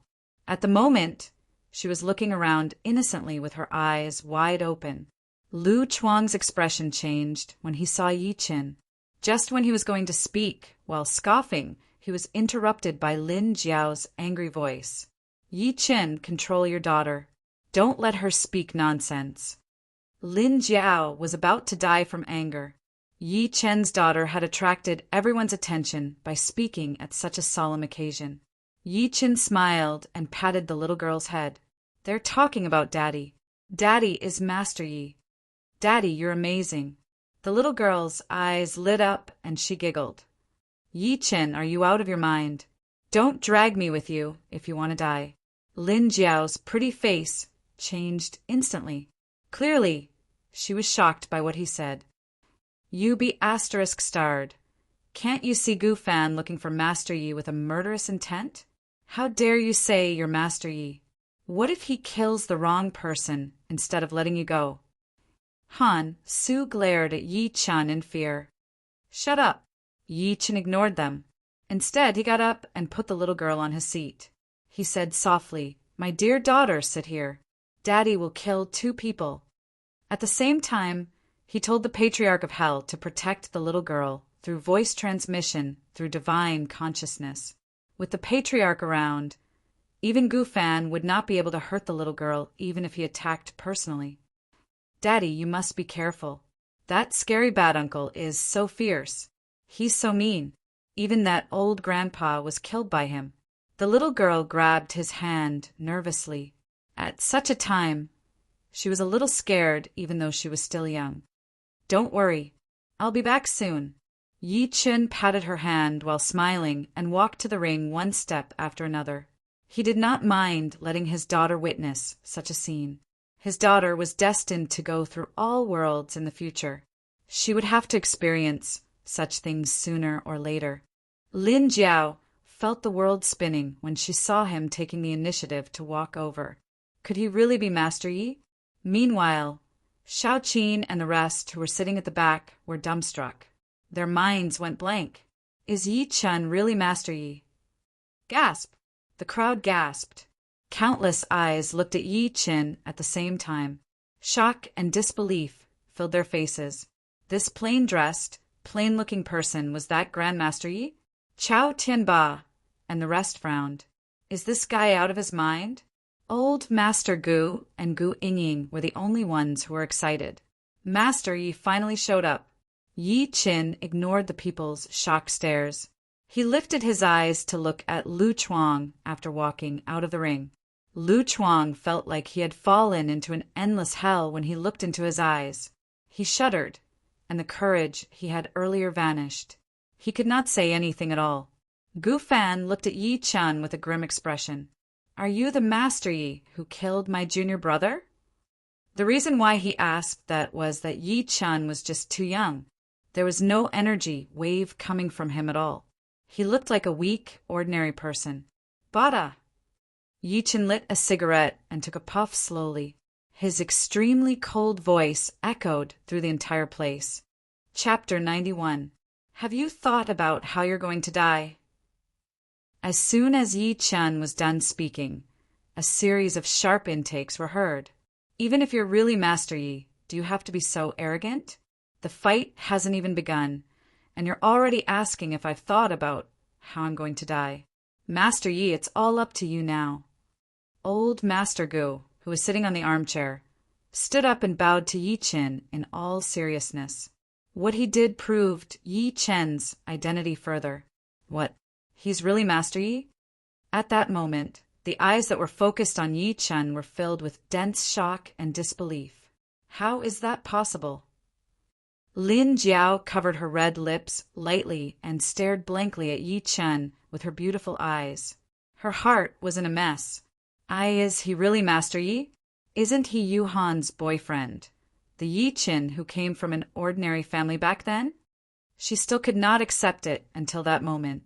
Meanwhile, Shao Qin and the rest, who were sitting at the back, stood up from their seats. Although they had some speculations earlier, they thought it was ridiculous now that it was proven. Jiang Lei could not stop swallowing his saliva. He's really Master Yi. I can't believe he's Master Yi. Master Yi had severed one of Lu Chuang's fingers and killed Gu Fan's junior brother. His ability would not be weak, since he was Gu Fan's junior brother.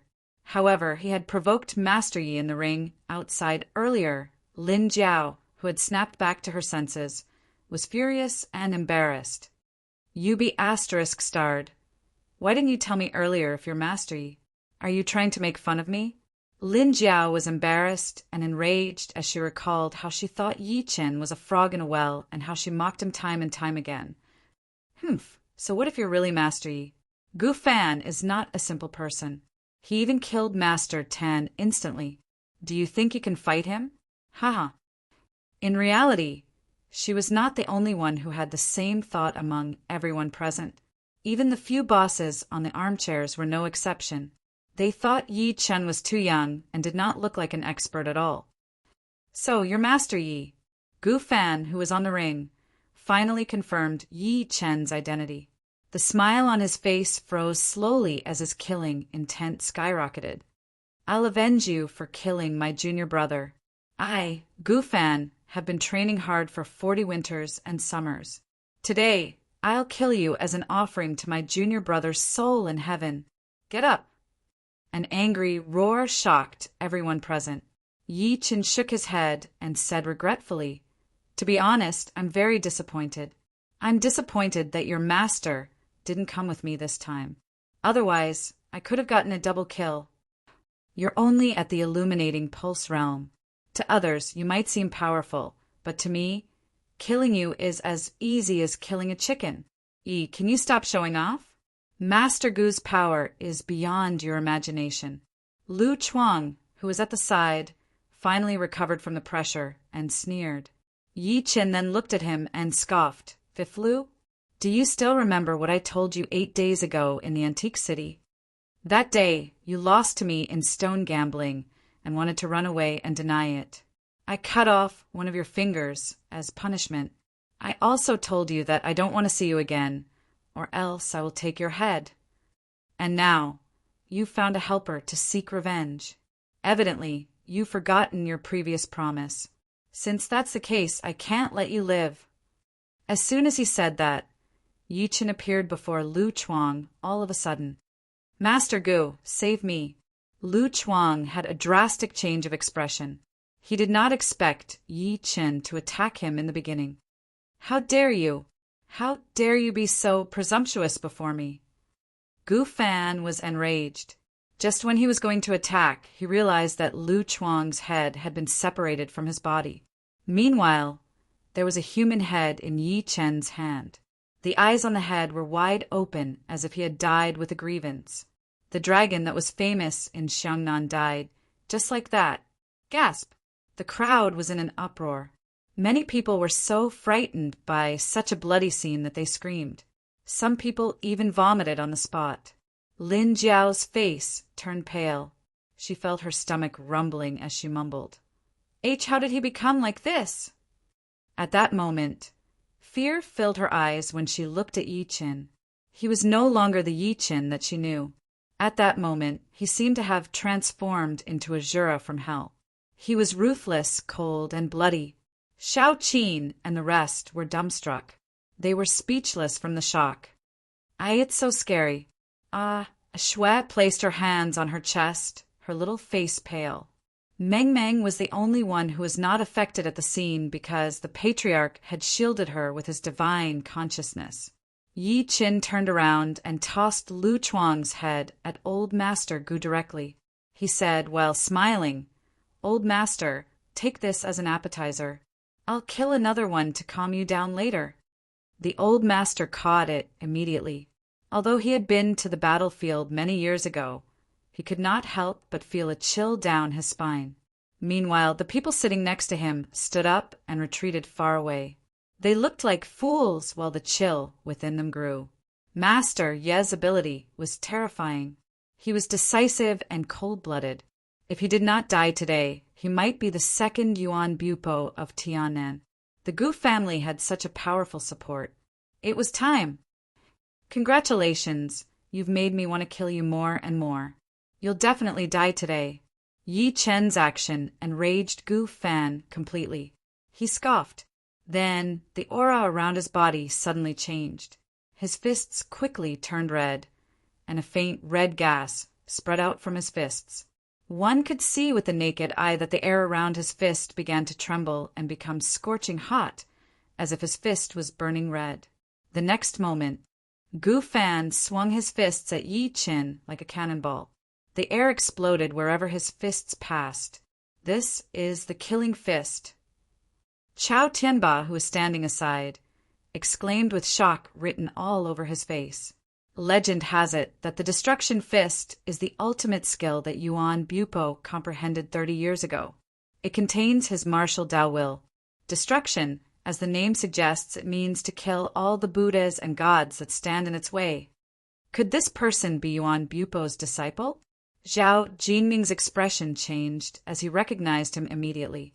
Yuan Bupo was the Southeast #1. He was also known as Southern Killer Yuan, together with the 3 powerhouses from the other 3 directions. They were known as the Eastern Superior, Western Overlord, Southern Killer, and Northern Devil. Such an existence was like a shadow over their heads, like a mountain that they could only look up to. If Gu Fan was really Yuan Bupo's disciple, Master Yi would definitely lose. Chao Tianba said, "That's about right. Seeing that you've come all the way here, it's worth me playing with you." Yi Chen smiled in a non-committal manner. He stomped both of his feet on the ground as if he was stepping the entire human world under his feet. Chapter 92. P.S. In the last chapter of the previous chapter, the first move of the 30 days, 3 days divine fist should be the sky-lifting fall. I have to change it here. Sorry. Divine fist created in 33 days. When Yi Chen became an emperor in the immortal world, he had comprehended it from his 33 heavens, supreme treasures. He used it with his immortal, venerable body. This was a body-tempering martial art that surpassed the immortal art. There was a total of 33 styles, and if one were to execute all 33 styles at once, they would be able to unleash 33 times their combat power. As the saying went, the 33 heavens were supreme and holy. The creation divine, fist ruled over all Daos. The first 10 moves were sky lifting drop, sky shaking stomp, sky flipping seal, earth overturning seal, cloud kicking kick, sky shaking hammer, sky burning palm, dragon capturing claw, star picking hand, and finger of extermination. As Yi Qin stomped his foot, his aura changed all of a sudden. He stood still like a mountain. Meanwhile, Gu Fan's aura skyrocketed as he charged at Lin Huang. His destructive punch was accompanied by the sound of wind breaking, causing the air around him to vibrate like a stormy sea. Those who were closer to the ring spat out a mouthful of blood due to the aura and retreated. They were even more shocked when they looked at Gu Fan. This so-called Grandmaster Yi is dead meat. Almost everyone thought so. Although Yi Qin had killed Lu Chuang in the blink of an eye, nobody had high hopes for him. A smirk appeared at the corner of Yi Chen's lips as he faced Gu Fan's destructive punch. He took it head-on instead of dodging. Gu Fan smirked and did not slow down his punch. "Stupid boy, do you really think that you can withstand my killing fist just because you killed my junior brother?" He was simply overestimating himself. Everyone couldn't help but exclaim in surprise. "Crazy, he's really crazy. This bastard, why isn't he moving? He couldn't have been scared silly, right?" Lin Jiao clenched her teeth, almost spitting blood out of anger. On one hand, she could not accept Yi Chen's identity as Master Yi. On the other hand, she did not want anything to happen to him. However, in the next moment they were petrified. Clang! As a metallic clang was heard, Gu Fan's destructive punch landed accurately on Yi Chen's chest. Meanwhile, the scene where Yi Chen would be killed by the punch or sent flying by the punch that everyone had expected did not happen. Instead, he stood where he was as usual. What? He's actually fine? Everyone's mouth formed an O shape. Then they all rubbed their eyes, revealing an expression as if they had seen a ghost. Under such a terrifying punch, even the city walls should have been pierced through. But he was actually fine. Did he have to be so perverted?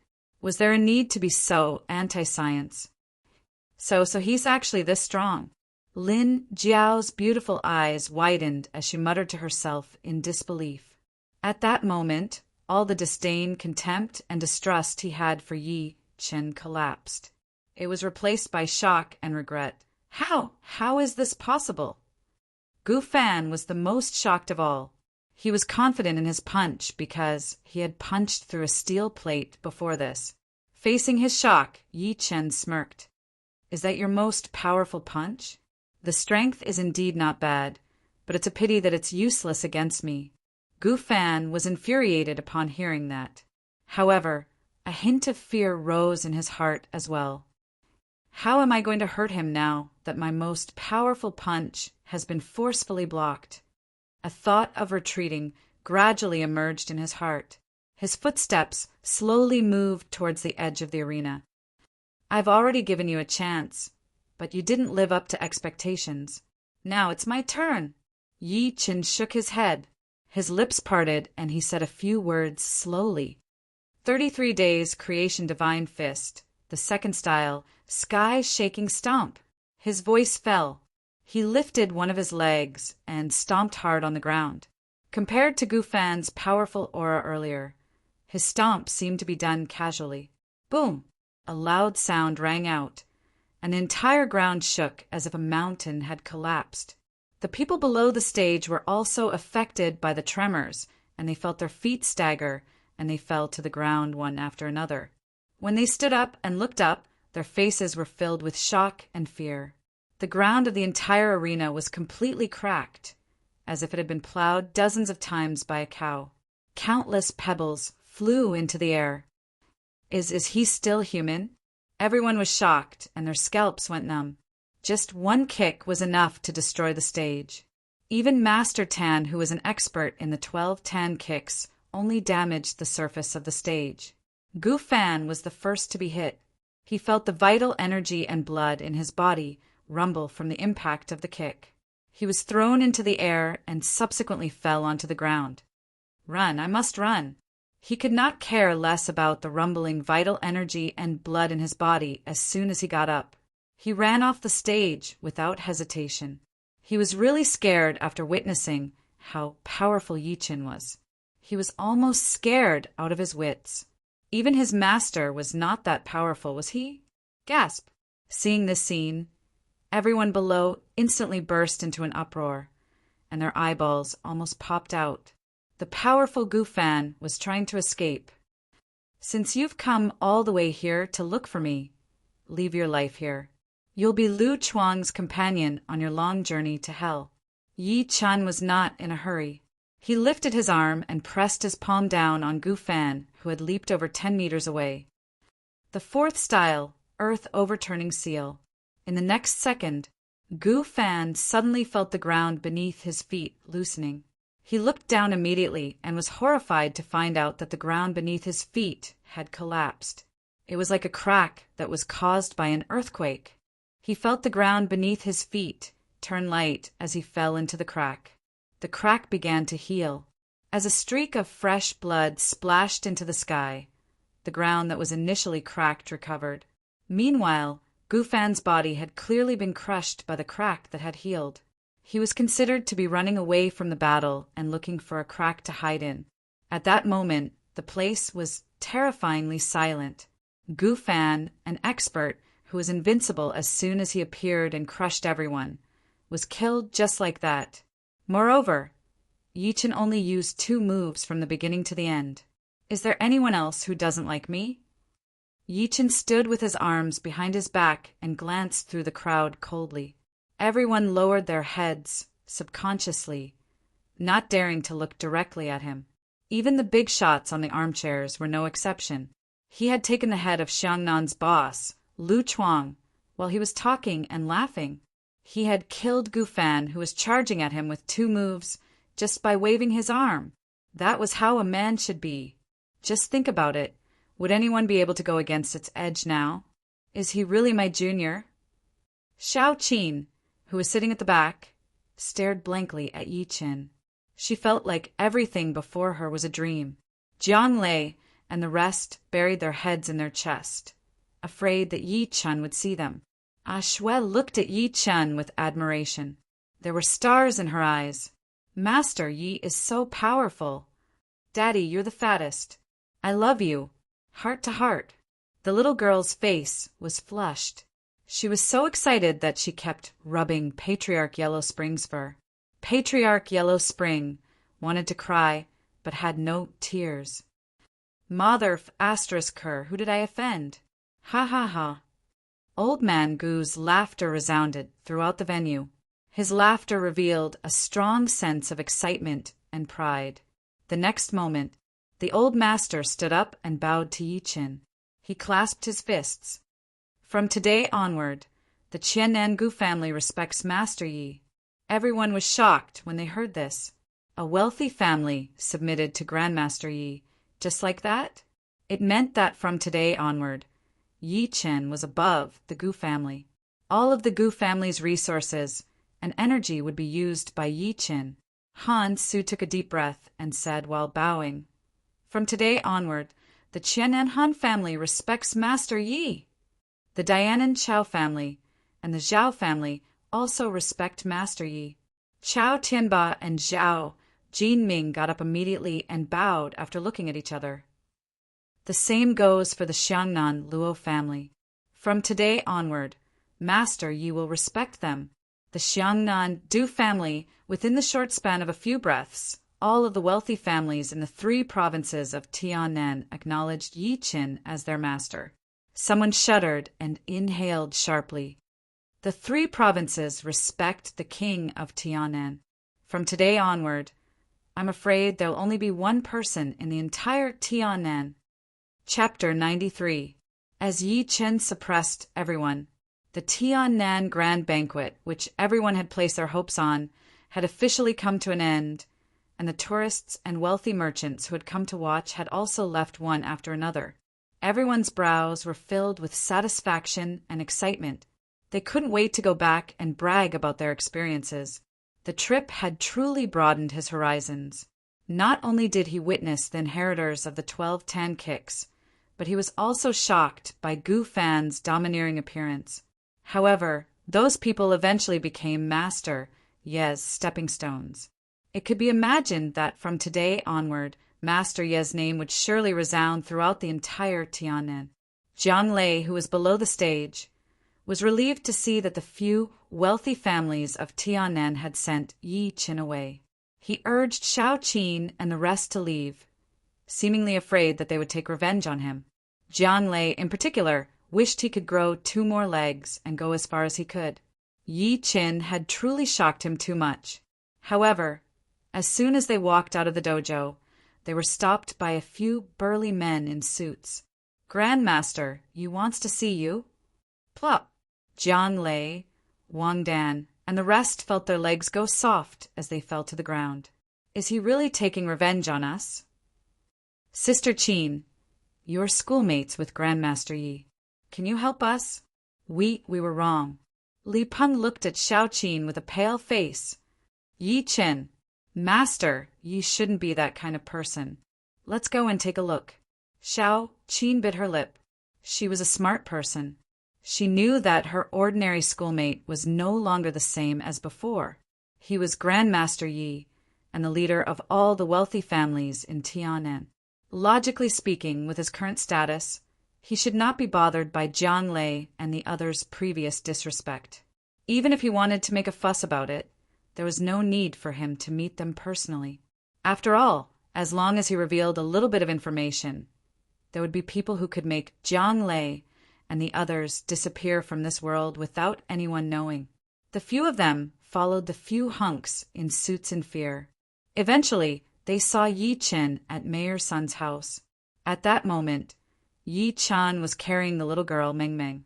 He was sitting on the main seat in Mayor Sun's living room. The father and daughter were playing and laughing. They did not look as decisive and arrogant as before.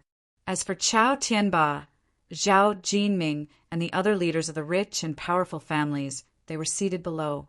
Their expressions were very respectful, as if they were attending a court meeting in ancient times.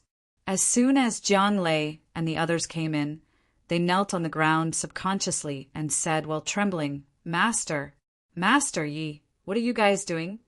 Yi Qin raised his brows. He could not react in time. Shao Qin looked at Yi Qin with a complicated expression. She took a deep breath in and said, "Master Yi, can you not be calculated with them? Jiang Lei and the rest didn't do it on purpose." Her mentality had changed when they met again within a day. She did not dare to call Yi Qin by his name anymore. "Senior sister, is this why you guys are here?" Yi Qin shook his head in between tears and laughter. "Get up. I didn't take it to heart at all. Jiang Lei and the others were at most snobbish and did not do anything excessive. Moreover, he was a celestial emperor of a generation. If he did not even have this bit of magnanimity, how could he cultivate?" However, Jiang Lei and the others did not dare to move. Seemingly sensing Shao Qin's doubt, Yi Chan said while smiling, "Senior sister, the reason why I called you here is that I'm leaving soon. I want to say goodbye to you." Shao Qin was a nice person. She had helped him a lot back in university. Even when they met before, she was rather innocent and treated Yi Qin as her schoolmate. Do you still treat me as your senior sister?" Shao Qin was slightly stunned, feeling a little incredulous. Meanwhile, Jiang Lei and the rest who were kneeling were relieved. "Of course." Yi Qin nodded while smiling. "We've known each other for 7 to 8 years. It's rare for us to meet. I'd like to treat you to a meal, since Mayor Sun's cooking is ready." Shao Qin smiled sweetly as she felt relieved.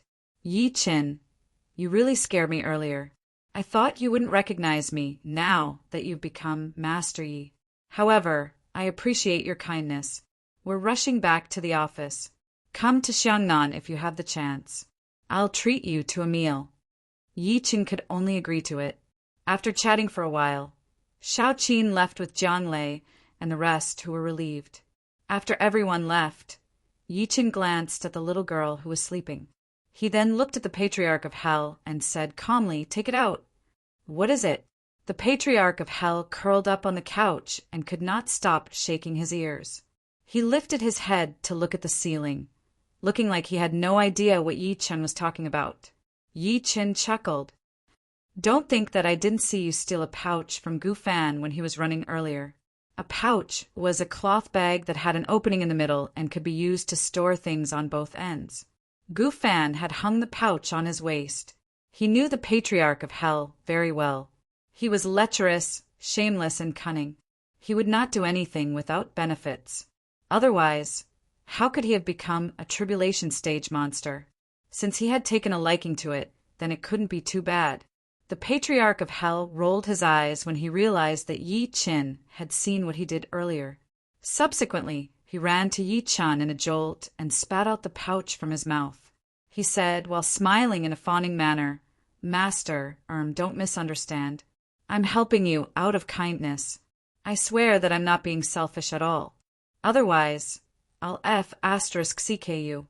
Yi Chen did not bother with him. He extended his arm and took the pouch. After opening it, he saw many things inside, such as bank cards, keys, and cash. Apart from that, he also found a purple stone the size of a jelly bean and a map. The map seemed to be made of waterproof paper. It was greasy and must have been smeared with sheep's fat. "What's this? The Sky Stone?" Yi Chen's eyes lit up. He could not help but look elated. The so-called space nether stone was a kind of refining material in the cultivation world. In addition to refining magical equipment, it could also be used to refine storage magical equipment such as storage bags, storage rings, and storage bracelets. However, Gu Fan was an ancient martial artist. How could he have such a refining material from a cultivator?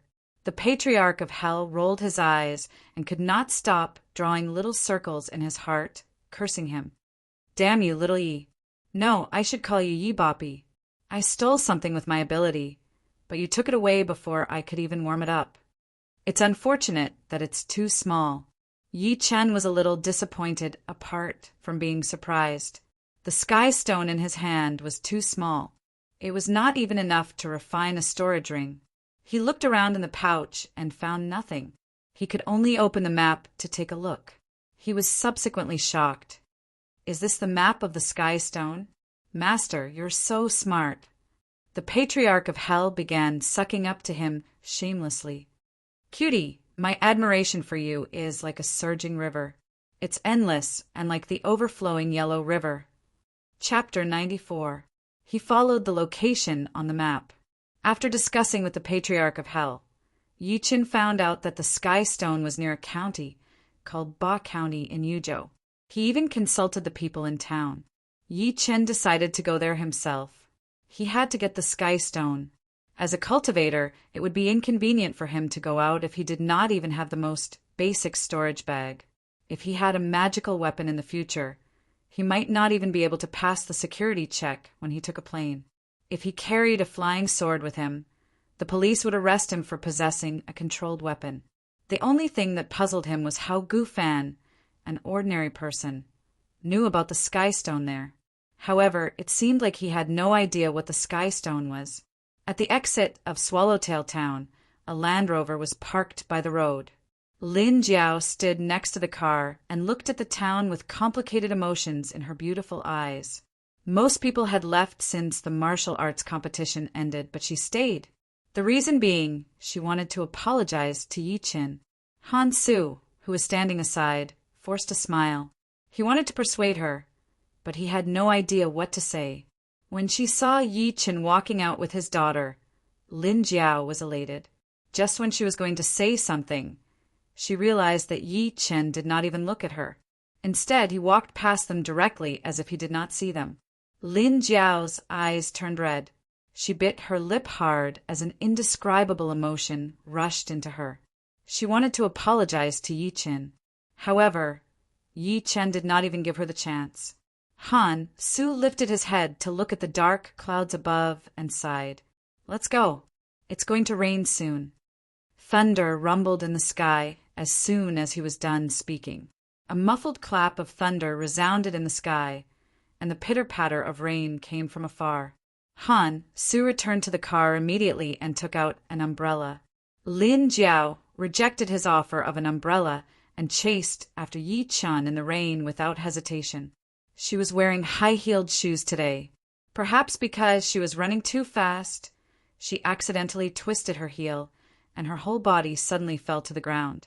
Ignoring the pain coming from her knee, she lifted her head to look at Yi Chun, who was getting further away. She shouted, "Yi Chun!" Yi Chun then turned his head to look at her. Yes. As they were speaking, it started raining heavily above their heads. A purple light screen appeared on Yi Chun's body. The light screen protected him and the little girl, Meng Meng, in it, blocking the rain outside. Lin Jiao, on the other hand, was completely drenched by the rain. She bit her lip and said bitterly, I'm sorry. At the same time, tears flowed from her eyes, as if those words were extremely heavy. You chased after me just to say this? Yi Chun looked at her strangely and said, while shaking his head, You don't have to apologize to me because you didn't do anything wrong to me. Lin Jiao's heart jolted when she heard that. Then she heard Yi Chun say, All right, you guys should go back now. Don't catch a cold. Lin Jiao forced a smile the moment Yi Chun turned around. Are we still friends? Friend. Yi Chun stopped walking and said, as if he was mocking, You're the young mistress of the Lin family and the boss of a company. How can I, Yi Chun, be friends with you? Lin Jiao's face turned pale. She could not help but move her lips. However, just when the words reached her mouth, she realized how weak they were. She knew that Yi Chun was mocking her for stopping him from being with Su Yuhan time and time again. That was the truth. She had never looked at Yi Chun properly back then, so how could they be friends? Now that she thought about it, it was a joke. She could not help but cry as she thought about it. I'm sorry, I'm really sorry. I shouldn't have looked down on you back then. I shouldn't have stopped you from being with Su Yuhan. The poor guy back then was now a dragon in the sky. He had become the Master Yi that everyone looked up to. The truth proved that Su Yuhan's choice was right. Just when Han Su helped her up and planned to leave quietly, a cold voice came from behind. Haha, although you're not my friend, you're Su Yuhan's best friend. That's enough. Lin Jiao was over the moon. She turned her head to look and realized that Yi Chun had disappeared into the rain. At the Surge River, Yi Wen sat on a chair and stared blankly at the rumbling waves far away. Her pretty face was filled with worry, and she had lost a lot of weight. At that moment, Olan, who was wearing a sexy bikini that revealed her private parts, walked over. She handed him a glass of iced orange juice and said while smiling, All right. It's rare for you to come out to play. Don't look so sad. Sister Olan, do you think there's a person in this world who has the same voice, height, and even the same tone? Yi Wen asked in deep thought as she took the glass of orange juice. She had been searching for the person who had saved her that night like a madman for the past few days. However, she could not find anything. Since Yi Chun knew how to craft magic tools, she could not help but suspect that the person who saved her that night was her cousin. Olan bit her straw and rolled her eyes at her. Why are you thinking so much? Why don't you ask Mr. Yi directly? She was pissed at the mention of Yi Chun. Ever since he healed her father's illness, they had not seen each other much. Olan could sense that Yi Chun seemed to be widening the distance between them. Yi Wen forced a smile upon hearing that. She wanted to apologize to Yi Chun when she visited him last time, but she did not have the courage to say it out loud. She found out that Yi Chun had left when she went there again. To cheer her up, Olan suddenly said mysteriously, Oh yeah, have you heard of the Tianan martial arts competition? Yi Wen shook her head in a blur. I heard that it's a low-key event organized by all the wealthy families in Tianan, but the news has spread now. Olan said with excitement written all over her face. I heard that the martial arts competition is a ring. It's much more brutal than what you see on TV. I heard that there are ancient martial artists there, and some of them can crush the ground with a single stomp. She had heard the news from a friend who went to Swallowtail Town. The friend was there too, and she boasted about it to her as soon as the event ended. However, she did not believe it. What happened then? Yiwen was a little distracted. Olan inhaled and proceeded to speak. I heard that the champion of the martial arts competition is called Master Yi. All the wealthy families in Tiannan recognize him as their master. Master Yi? Yiwen was stunned. She would think of her cousin by instinct whenever she heard someone with the surname Yi now. Could it really be him? Yiwen looked at Olan immediately and said, "Sister Olan, where did you hear that from?" "A friend of mine." "She was there too," Olan said without even thinking about it. Yiwen said rather anxiously, "Then can you ask your friend if she has a video of that Master Yi? Even a photo will do." Olan looked troubled. She said after some hesitation, "All right then, I'll ask for you. However, I can't guarantee anything." Just when she picked up her phone and was going to call her friend, she heard a series of exclamations coming from around all of a sudden. "Look, there's someone on the river." Olan and Yiwen looked over immediately. They saw a faint black silhouette on the blurry river surface. It looked like a blurry person, and it was running towards the shore at a high speed. Within the short span of a few breaths, the black silhouette was completely exposed to everyone's sight. It's really a person, and it's an old man. Oh my God, am I seeing this right? He's running on the river surface. He's running on his feet, and he's not using any external objects at all. He's so fast. He's coming to us. The group of tourists was stunned. They looked at the river surface with shock written all over their faces. They saw an old man in traditional attire running on the river surface at an extremely fast speed.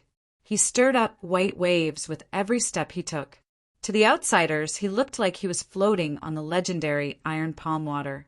The old man stood proudly on the river surface, with his clothes fluttering in the wind. He looked like he was connected to the sky and water. Chapter 95. At the entrance of the Ba County bus station in Yuzhou, a young man walked out with a little girl who was approximately 4 or 5 years old in his arms. The little girl was carrying a black puppy. She was observing the people around with her eyes wide open. She would cheer every now and then, chirping like a lark. Meanwhile, the young man would respond to her while smiling. The young man was Yi Qin. Ever since he left Swallowtail Town, he did not go home. Instead, he flew hundreds of kilometers to Yuzhou and took a bus to Ba County. Before he came here, he had asked around. The red dot on the map that Gu Fan left behind was Ba County. To be exact, it was the general mountain that was located in Ba County. He was calm along the way. After all, it was rare for him to come out. Moreover, his daughter was with him. He treated it as a father-daughter trip to enjoy the scenery and the people around the world. "Daddy, where are we going now?" The little girl was drooling as she looked at the various food stalls at the entrance of the bus station. "I'm hungry. I want to eat something delicious." "Let's go. Daddy will bring you to eat something delicious." Yi Qin kissed her and carried her to find a place to eat. A doubtful voice came from behind him all of a sudden. "The heavenly king overpowers the earthly tiger?" Stunned, Yi Qin could not help but turn his head to look. He saw a tall young man with thick brows and big eyes standing behind him. There was a faint familiarity between his brows. "The heavenly king overpowers the earthly tiger?" the young man repeated. Yi Qin said while smiling, "The Jade Emperor said the Queen Mother." The young man smiled. "The pagoda suppresses the river demon. My waist." As soon as Yi Qin was done speaking, the young man charged at him. He hugged Yi Qin and said while laughing, "Oldie, I can't believe it's really you. You be asterisk starred." "Xinjing, it's been years." Yi Qin patted his back and smiled. The young man before him was his high school classmate, Xinjing. His nickname was Psycho. To be exact, they were desk mates in their 3rd year of high school. They were very close. However, Xinjing transferred schools in the 2nd semester of their 3rd year of high school. Since then, they had not seen each other for over 10 years. Never had Yi Chin thought that they would bump into each other here by chance. If not for the secret code earlier, Yi Chin might not have recognized him. Meanwhile, Xin Jing had invented the secret code before he transferred schools. It hasn't been many years. It's been 15 years. After letting go of Yi Chin, Xin Jing glared at him angrily. He then looked at Meng Meng and said, "Damn it, your daughter is already so big. Little girl, come, come. Call me master." The little fellow snorted coldly and turned her head away proudly, ignoring him. "This is my daughter, Meng Meng," Yi Chen said while smiling. "Let's go. It's not easy for us to meet. If I don't defeat you today, consider it my loss." Shen Jing grabbed him and went straight to the nearby hotel. After getting to know each other, there were more than a dozen empty wine bottles on the table. Shen Jing burped and said with a flushed face, "Why did you come to our Ba County? Don't tell me you're here for me?" "No. Since my daughter is on vacation, I might as well take her around." Yi Chin glanced at Meng Meng, who was sitting next to him while eating a big lobster. He was not sure whether to laugh or to cry. "Girl, you're eating so cruelly. Can you not embarrass your father? My old classmate is watching from the side. Besides, your father usually doesn't starve you." Xin Jing said angrily, "What's so good about this **TY place? It's a barren place. Do you know where Mount General is?" "I'm here to take a look," Yi Chen asked in a seemingly unintentional manner. "Mount General?" Xin Jing was stunned and chuckled. "What a coincidence. I'm going to Mount General tomorrow morning too." Shen Jing looked around after seeming to sense Yi Chen's doubt. He lowered his voice and said, "My old man is the county chief. According to him, a lady with the surname Tang came to Gang Province this time. She's back to worship her ancestors, so all the county leaders are accompanying her. My old man asked me to bring them up the mountain tomorrow." "From Gang Province? All the county leaders are accompanying her?" Yi Chen came to a realization and said with a wry smile, "If I'm not mistaken, this Ms. Tang must have a high status." "You're right. My old man said that her family is considered rich even in Gang Province." Xin Jing chuckled and sounded rather upset. "But I don't like her. She's so arrogant. Only my old man would try his best to please her and get some investments. But it's great that you're here. You can go up the mountain with me tomorrow. Don't you think that's inappropriate?" Yi Chen asked. Xin Jing waved. "There's nothing inappropriate about it. Since it's rare for us to meet, don't even think about leaving if you don't stay for at least 10 days to half a month." Yi Chen could only nod and agree to it. Since Shen Jing was going to Mount General too, he could go with them instead of wandering around aimlessly. After dinner, Xin Jing brought Yi Chen to his house. Yi Chen secretly nodded. Xin Jing had not changed at all. Although they had not seen each other for 15 years, Yi Chen could still feel his passion for him. Yi Chen got to know more about the place along the way. Xin Jing's father was Xin Chongshan. Over 10 years ago, he was transferred to Ba County. Xin Jing, who was in his 3rd year of high school back then, had to transfer as well.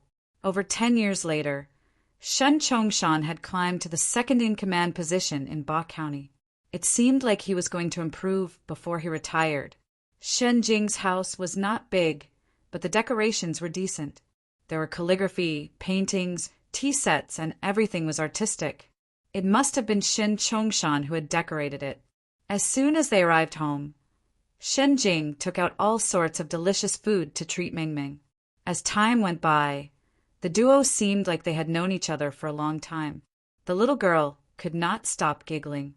When the sky was about to turn dark, a middle-aged man wearing glasses and holding a briefcase in his hand opened the door and walked in. The man could not help but be stunned when he saw Yi Chen sitting on the couch with Meng Meng in his arms. Yi Chen got up and greeted him while smiling. "Hi, Uncle Shen. My name is Yi Chen. I'm Shen Jing's classmate." "Dad, Yi Chen is my classmate from my 3rd year of high school in Lin City.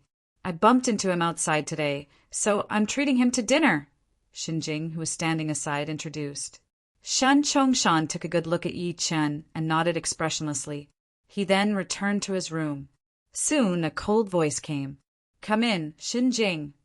Xinjing glanced at Yi Chen and walked in while smiling. Shen Chongshan stood next to the mirror while removing his tie.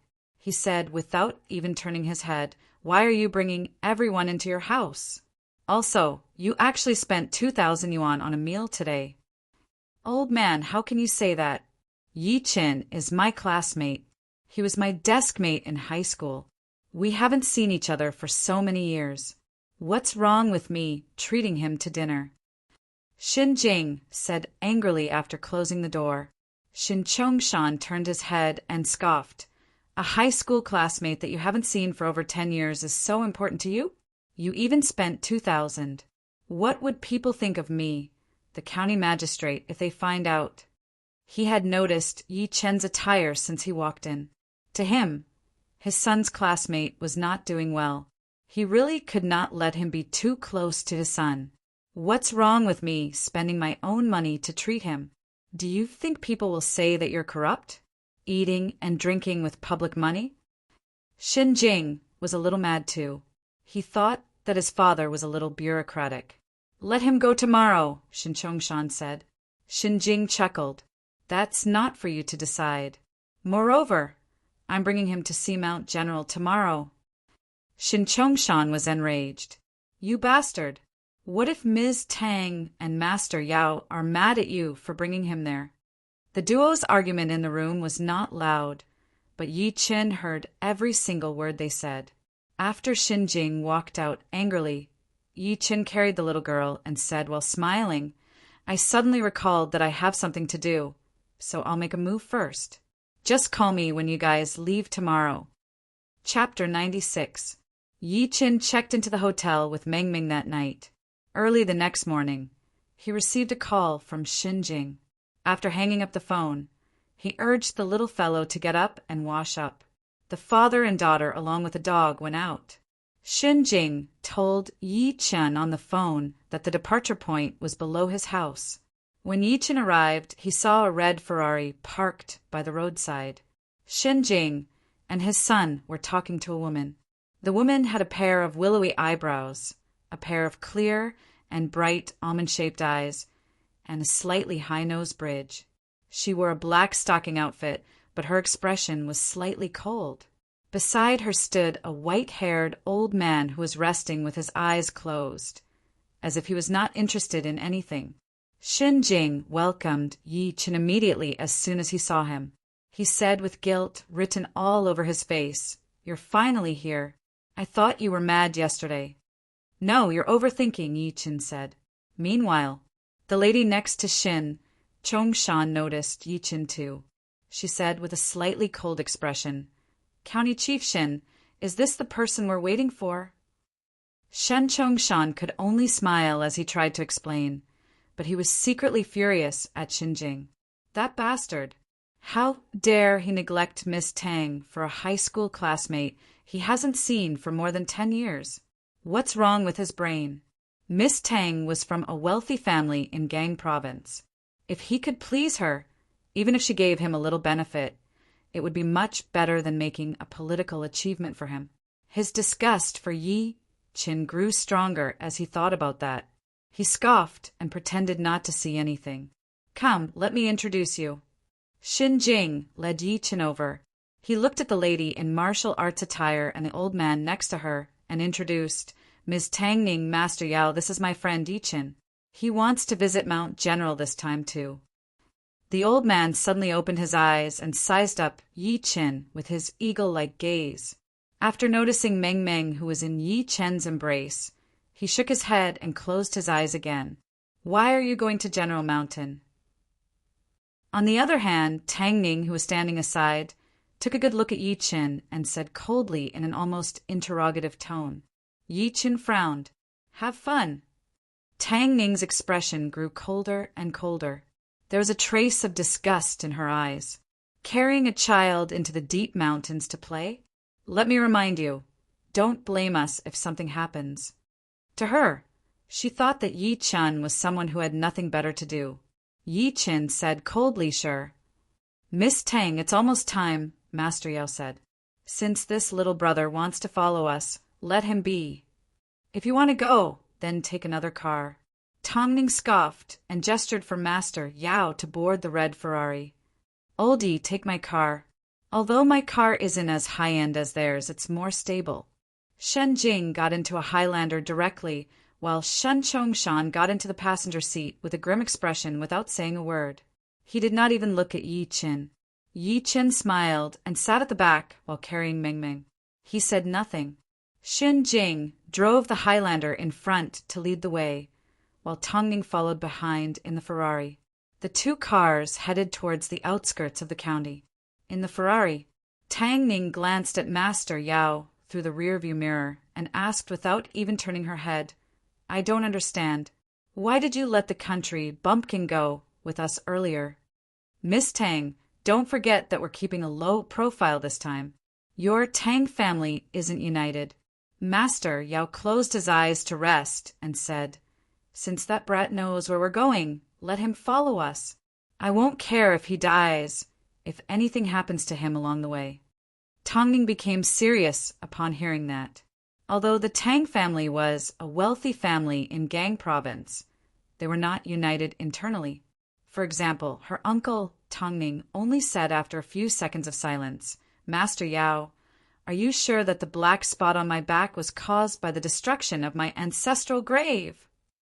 3 years ago, there was a black spot the size of a palm 3 inches below her shoulder. It did not work even after taking medicine. The feng shui master before her, Master Yao, identified it as a sand spot. Of course, people are mediocre.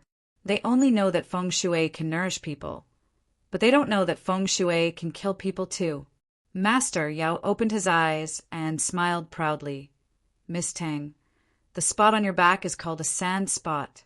There are 5 elements in feng shui, which are dragon, cave, sand, water, and direction. The sand is the mountain near the dragon cave. The sand spot is also known as the grave poison. It refers to the destruction of the ancestral grave. The dragon cave has turned into a sand spot, and the ancestral court is damaged. As the direct descendant of the Tang family, it's natural that you're affected. Tongning frowned. She felt that Master Yao's words had a great impact on her. She asked after some hesitation, Master Yao, is there any evidence in feng shui? In reality, she still did not believe in feng shui. She only believed that man could conquer nature and science. Master Yao shook his head and said, Miss Tang, you'll understand after I tell you a story. Once upon a time, an old beggar was dying by the side of the road. A young man named Zhou happened to pass by, so he brought him home and took care of him out of kindness. Not long after the old beggar recovered, the young man's father died of old age. To thank the young man for saving his life, the old beggar personally chose a feng shui treasure cave for his father and buried him there. He even helped the young man move his ancestral grave. He even said that 20 years later, the young man's descendants would definitely become vice ministers in politics. If they went into business, they would definitely be rich. Of course, the premise of all this was that the young man's family had to support the old beggar and send him off. The young man swore to the sky and agreed. Sure enough, 20 years later, the young man's eldest son became the second most powerful person in a prefecture-level city with just a high school diploma. The young man's daughter chose to go into business. As soon as she started her business, she met countless people who helped her. In just a few years, she made her small company one of the top 500 companies in China. The young man later died of illness. Following his death, his descendants broke their promise and stopped caring for the old beggar. The old beggar was old, and with no one to rely on, he was getting worse by the day. One night, the old beggar went to the Zhou family's ancestral grave alone and fanned it with a fan. Every time the fan fanned, a gold ingot made of paper would appear from the Zhou family's ancestral grave, as well as official hats made of paper. These gold ingots were the Zhou family's fortune, and the official hats were the Zhou family's power. A month later, the Zhou family was found guilty of corruption and tax evasion. Those in politics were punished, and those in business went bankrupt overnight. The towering skyscraper of power and wealth collapsed in a single day. Tang Ning was expressionless after hearing that. She smiled and said, "Master Yao, you've already said that this is just a story." Stories were usually used to educate the later generations. As for the origin and authenticity of the story, how many people would investigate it? Master Yao chuckled. "What if I tell you that the old beggar is my grandmaster?" Chapter 97. Over an hour later, they arrived at a small town in Ba County, Huangsha Town. The car was parked by a natural lake. Yi Chen carried the little girl and walked out of the Highlander. He just noticed that there was a black BMW parked behind the Ferrari. It seemed like the bodyguard that Tang Ning brought. Shen Chongshan dragged Xinjing and walked over. He said to Tang Ning while smiling in an extremely attentive manner, "Ms. Tang, Master Yao, this is the foot of General Mountain." The group of them looked over. They saw a huge mountain standing before them. It was boundless and spanned hundreds of kilometers. The mountain was surrounded by clouds and mist. The trees were dense, so it was difficult to see what was going on in the mountain. Meanwhile, there was a gigantic lake before them. The lake rippled and it blended with the mountain far away. Meanwhile, there were a few mud houses standing behind them, with smoke coming out of their chimneys. Master Yao could not stop walking with the compass in his hand. He would look at the compass sometimes and observe the mountain with his eyes squinted at other times. Eventually he exclaimed, "What a beautiful place with green water and green mountains." "Master Yao, do you mean that this place has good feng shui?" Shen Jing, who was standing aside, said with a fake smile. He did not believe in that at all. Not only did he not believe it, but even Shin Chongshan himself did not believe it. The reason why he came with them was purely because he wanted to suck up to the Tang family. "Of course." Master Yao nodded and said, "This place is like a giant basin. There's an azure dragon that's 300 meters tall on the left, a white tiger that's roaring on the right, a jade table in front, and a mountain at the back. It happens to be the azure dragon on the left, the white tiger on the right, the vermilion bird in the front, and the black tortoise at the back." "Then, tell me what's the azure dragon on the left and the white tiger on the right?" Shen Jing proceeded to challenge him, causing Shen Chongshan, who was behind him, to glare hard at him. Master Yao seemed to have noticed Shen Jing's disdain, so he smiled with his arms behind his back. "You won't understand even if I tell you." Shen Jing could only walk to Yi Chen and scoff softly. "I think this old man is a fraud. Only rich people like Tang Ning would believe what he said." Yi Chen smiled and said nothing. Instead, he observed the terrain around quietly and matched it with the map in his head. He realized that the red dot on the map happened to be in the mountain. Tang Ning suddenly looked at Xinjing. "How do we enter the mountain now?" "I don't know about that. You'll have to ask the locals."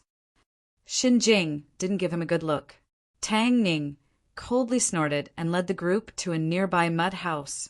She found the owner and explained the purpose of their visit. "You want to go to the general's tomb?" The owner of the house was an honest man. However, when he found out that Tang Ning and the others were going up the mountain, he looked a little panicked. Tang Ning nodded her head as she pulled out 500 yuan from her purse and handed it to him. "Uncle, do you know where to go up?" "I know, but I can't go." The uncle did not reach out to take the money. Instead, he kept shaking his head. Recently, the mountain has not been peaceful. Once night falls, there will be all kinds of scary cries. No one dares to go up the mountain anymore. Everyone in our town is saying that zombies have appeared in the mountains. Zombies? Tang Ning burst into laughter. The county head, Shin Chongshan, immediately put on airs and scolded. "What era are you talking about? Zombies? You're too superstitious. If you were in the 70s or 80s, you'd be arrested and paraded on the streets." "I'm telling the truth. The uncle panicked a little upon noticing that the people did not believe him. There really are zombies. A few families' livestock in our town died overnight a few days ago. Those should be tigers or leopards in the mountains. They came down to hunt at night. Tongning shook her head in disbelief. Just tell us where to go up. We'll go up the mountain ourselves. You don't have to follow us. If you don't tell us, I'll look for your mare later. Shen Chongshan pulled a long face and looked very official. The uncle sighed and could only bring them to a stone ridge across the lake. He pointed at a small path that went deep into the jungle. There, this is the entrance. Shen Chongshan asked for some farming tools that included sickles from him and only let him go after giving them to the bodyguards next to him. At that moment, Tongning walked to Yi Chen and said coldly, "We've arrived at General Mountain. Isn't it time for you to leave? Auntie, my daddy didn't offend you. Why are you chasing us away?" Meng Meng shrunk into Yi Chen's embrace, looking like she was wronged. Shen Jing walked over and looked coldly at Tongning. "Ms. Tang, what do you mean by that? My friend is here to enjoy the scenery. Why are you being such a busybody? Didn't you hear what that uncle said earlier? There are zombies in the mountain. Don't blame us if anything happens." Tongning scoffed. She thought Yi Chen would be scared if she said that. However, Yi Chen said calmly, "I'm not afraid, even if there really are zombies. Whatever. We won't care if anything happens to you." Tongning returned to Master Yao's side after saying that. She got the two bodyguards to clear the path ahead. Shen Chongshan expressionlessly glanced at Yi Chen. He seemed to be disgusted and subsequently caught up to them immediately. "Oldie, do you think this lady is going through menopause? It's like someone owes her tens of millions," Shin Jing said in deep thought while rubbing his chin. "Let's go." Yi Chen smiled and carried the little girl and followed behind. The little girl asked curiously, "Daddy, what's a zombie?" "A zombie is a product of a dead human. It's the kind that sucks the neck and hops around." Shin Jing beat Ming Ming to it and said while squinting, "Little girl, are you scared if there really are zombies later?" The little girl shrunk her neck and said in a strong and calm manner, "I'm not scared. My daddy is very powerful. If the zombie dares to bite my neck, Daddy will beat it up." Although she said that, she could not help but lean into Yi Chen's embrace. She mumbled softly, "Uncle Shen is so dumb. The zombie can't bite me if I hide my neck." Yi Chen and Xinjing looked at each other and could not help but laugh out loud. This girl was so dumb that she was cute. It was not easy to walk on the mountain. It was summer and the plants were lush. There were brambles and bushes along the way. Fortunately, the two bodyguards who were walking ahead were clearing the path with their sickles. Over half an hour later, they arrived at the mountainside. Shin Jing and his son were panting from exhaustion. Tang Ning stopped and frowned as she tried to recall. Then she looked to the left of a mountain not far away. "Master Yao, the Tang family's ancestral grave is over there." As they walked toward the entrance of the call, their line of sight suddenly widened. They saw a bulging mound that was 3 to 4 meters high, and in front of the mound was a tombstone. The only strange thing was, within a radius of 10 meters of the mound, not a single blade of grass grew, giving off a very withered and desolate feeling. "That's strange. I remember when I was 10 years old, this place was surrounded by grass and trees," Tongning said suspiciously. Shen Chongshan comforted her without even thinking about it. Perhaps the people at the foot of the mountain cut firewood or grazed them. Grandmaster Yao took 2 steps forward with a dark expression. He reached out and pulled some of the soil under his feet. He placed it in front of his nose and sniffed it. He seemed to have thought of something, and his expression changed. "Something's wrong, Miss Tang." Chapter 98. The ancestral grave was robbed. Everyone had a change of expression as soon as Master Yao said that, especially Shin Chongshan. Ba County was under his jurisdiction. If the Tang family's ancestral grave was really robbed, he might be blamed as the county magistrate. Tang Ning took 2 steps forward immediately and stood next to Master Yao. Master Yao, what did you say? Look at this soil. Grandmaster Yao pulled up another piece of soil. As he pinched it, he said in a deep voice, Your Tang family's ancestral grave is at least 200 years old, but this soil is very fresh. It's as though it has just been dug. Also, I smell the stench of soil. Tang Ning copied what he did and pulled a piece of soil. She placed it in front of her nose and sniffed it. Subsequently, she turned her head to look at Shin Chongshan angrily. County Magistrate Shin, you're amazing. Ms. Tang Noa. Shin Chongshan's forehead was covered in cold sweat. He had no idea how to explain himself. Shin Jing, who was standing aside, scoffed. Don't be so sure.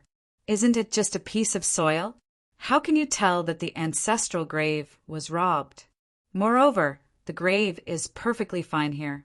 This isn't an ordinary grave robbery. If I'm not mistaken, the grave robbers must have dug a robber's hole that leads to the bottom of the grave. Master Yao shook his head and walked around the grave with his compass. He then walked to the back of the grave and pulled a layer of soil away. A hole that was approximately a meter in diameter appeared before everyone's eyes. There were dead branches and leaves around the hole. They must have been used to cover the robber's hole. This is the robber's hole, Master Yao said in certainty. He then exclaimed, robbing someone's ancestral grave is extremely immoral. It'll also destroy the feng shui. Ms. Tang, I think the sand spots on your back are caused by this. Seeing that the robber's hole was revealed, Shin Jing was completely speechless. Shin Jing was completely speechless. Shin Chongshan's heart sank to the bottom. He wanted to cry, but no tears would come out. He was secretly cursing the mayor of Yellow Sand Town. Master Yao, what do we do now? Tang Ning panicked, as she was furious. If the ancestral grave was really robbed, she would not be able to explain herself when she returned. Master Yao fell into silence for a while and said, The only thing we can do now is to check the grave. The feng shui here has been destroyed, so the ancestral grave has to be relocated. I wonder if your ancestors' coffin and bones are still here. All right, we'll follow you down. Tang Ning gritted her teeth and turned to the young man in a suit beside her. Xiao Liang, leave one person to look after them. Everyone else, follow me down. She even glared at Shin Chongshan coldly when she was done speaking. Shin Chongshan jolted and forced a smile that looked uglier than crying on his face. Miss Tang, don't worry. When I get back, I'll be sure to conduct a thorough investigation and give the Tang family an explanation. This was a serious matter. This was the ancestral grave of the Tang family in the Gang province. If the Tang family was not satisfied with it, he would not be able to answer to the mayor, let alone a county magistrate. Master Yao bowed and entered the robber's hole first. Tang Ning followed with Xiao Liang. Old man, why don't we not go down? Shin Jing swallowed his saliva, feeling a little guilty. After all, this was a tomb, and there were dead people buried inside. Shen Chongshan was not much better. However, thinking that he was responsible for this, he could only bite the bullet and go in. At that moment, only Yi Chen, his daughter, Shin Jing, and the bodyguard that Tang Ning left behind were left. Old Yi, don't go. Just wait up there with my niece, Shin Jing said worriedly. Yi Chen said while smiling, Don't worry, I'll go down with you. He was shocked to find out that the red dot marked on Gufan's map was in this tomb. He even asked the Patriarch of Hell secretly through voice transmission, and the Patriarch confirmed it again. Shin Jing sighed and could only lead him into the robber's hole. The robber's hole was approximately a meter in diameter. Ordinary people would have to bend their backs to barely go through it. It was dark inside, so Shen Jing took out his flashlight to see the path clearly. Yi Qin did not mind as he had divine consciousness. With his divine consciousness, he could see clearly even if he closed his eyes. Approximately 10 minutes later, they arrived at the tomb. It was a spacious stone room with many burial items around. However, most of them were stone cows and stone horses. There were also stone figurines in armor with bows and arrows in their hands. It seemed like Tang Ning's ancestor was a general when he was alive, and his rank was quite high. "Who's that?" Master Yao, who was walking at the front, shouted all of a sudden.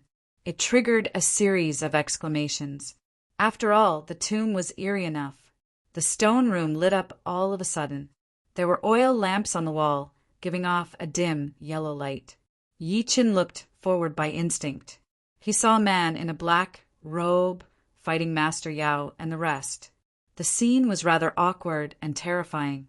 Theoretically, they came here to look for a dead person. However, a guy that was neither human nor ghost came out of nowhere. Some of them were almost scared to death. Tang Ning even hid behind Master Yao. Her body was shaking, and she dared not look at the person before her. "Don't be afraid. It's a living person." Master Yao reminded and squinted at the black-robed man before him. "Who exactly are you? Why are you in this tomb?" Although he was a feng shui master, he did not believe in ghosts. After all, feng shui and ghosts were two different things. "Haha, who are you guys?" The black-robed man took a good look at them and suddenly spoke in a cold voice. The voice was a little hoarse. It was a man. "Master," Yao said with a grim expression, "I'm Yao Qian, the Gang Province's feng shui master. The lady behind me is the descendant of this tomb, Ms. Tang. Why are you in the Tang family's tomb? Don't tell me you're planning to rob tombs?" The people were relieved to hear that the black-robed man was a human. Xin Jing took 2 steps forward without saying anything and said with a scoff, "There's no need to ask. Look at how this guy is hiding. Since he's in this tomb, he's clearly a tomb robber." "So what if I am?" the black-robed man said while smiling. "Great. So you're the one who dug the robber's hole outside." Shin Chongshan was so mad that his nose was almost crooked. He pointed at him and scolded. "Robbing an ancient tomb is a serious crime. You'll be sentenced to imprisonment from 3 to 10 years. If the case is serious, you'll be sentenced to more than 10 years, or even life imprisonment." Tang Ning ordered the 2 bodyguards behind her as soon as she snapped back to her senses. "Capture him." Since he was a human, the 2 bodyguards were no longer afraid. They walked to the black-robed man, one after the other. "Master," Yao said by instinct, "no." As soon as he was done speaking, the black-robed man opened his mouth and spat a green airflow at the bodyguard, who was walking in front. Chapter 99. "This is corpse poison. Don't go near him." Master Yao's expression changed. He hurriedly pulled the bodyguard behind him back, and the group of people took a few steps back. Everyone's eyes widened as they looked at the pool of pus and blood on the ground. Their expressions were filled with fear. In the blink of an eye, a living person had disappeared without a trace, especially Shin Chongshan and his son. When had they ever seen such a scene? They could only feel their legs trembling. "Master," Yao stared at the black-robed man. "Although I've lived in Gang Province for a long time, I've heard that there are people on the mainland who use corpse energy to cultivate. In the end, their entire bodies are filled with corpse poison.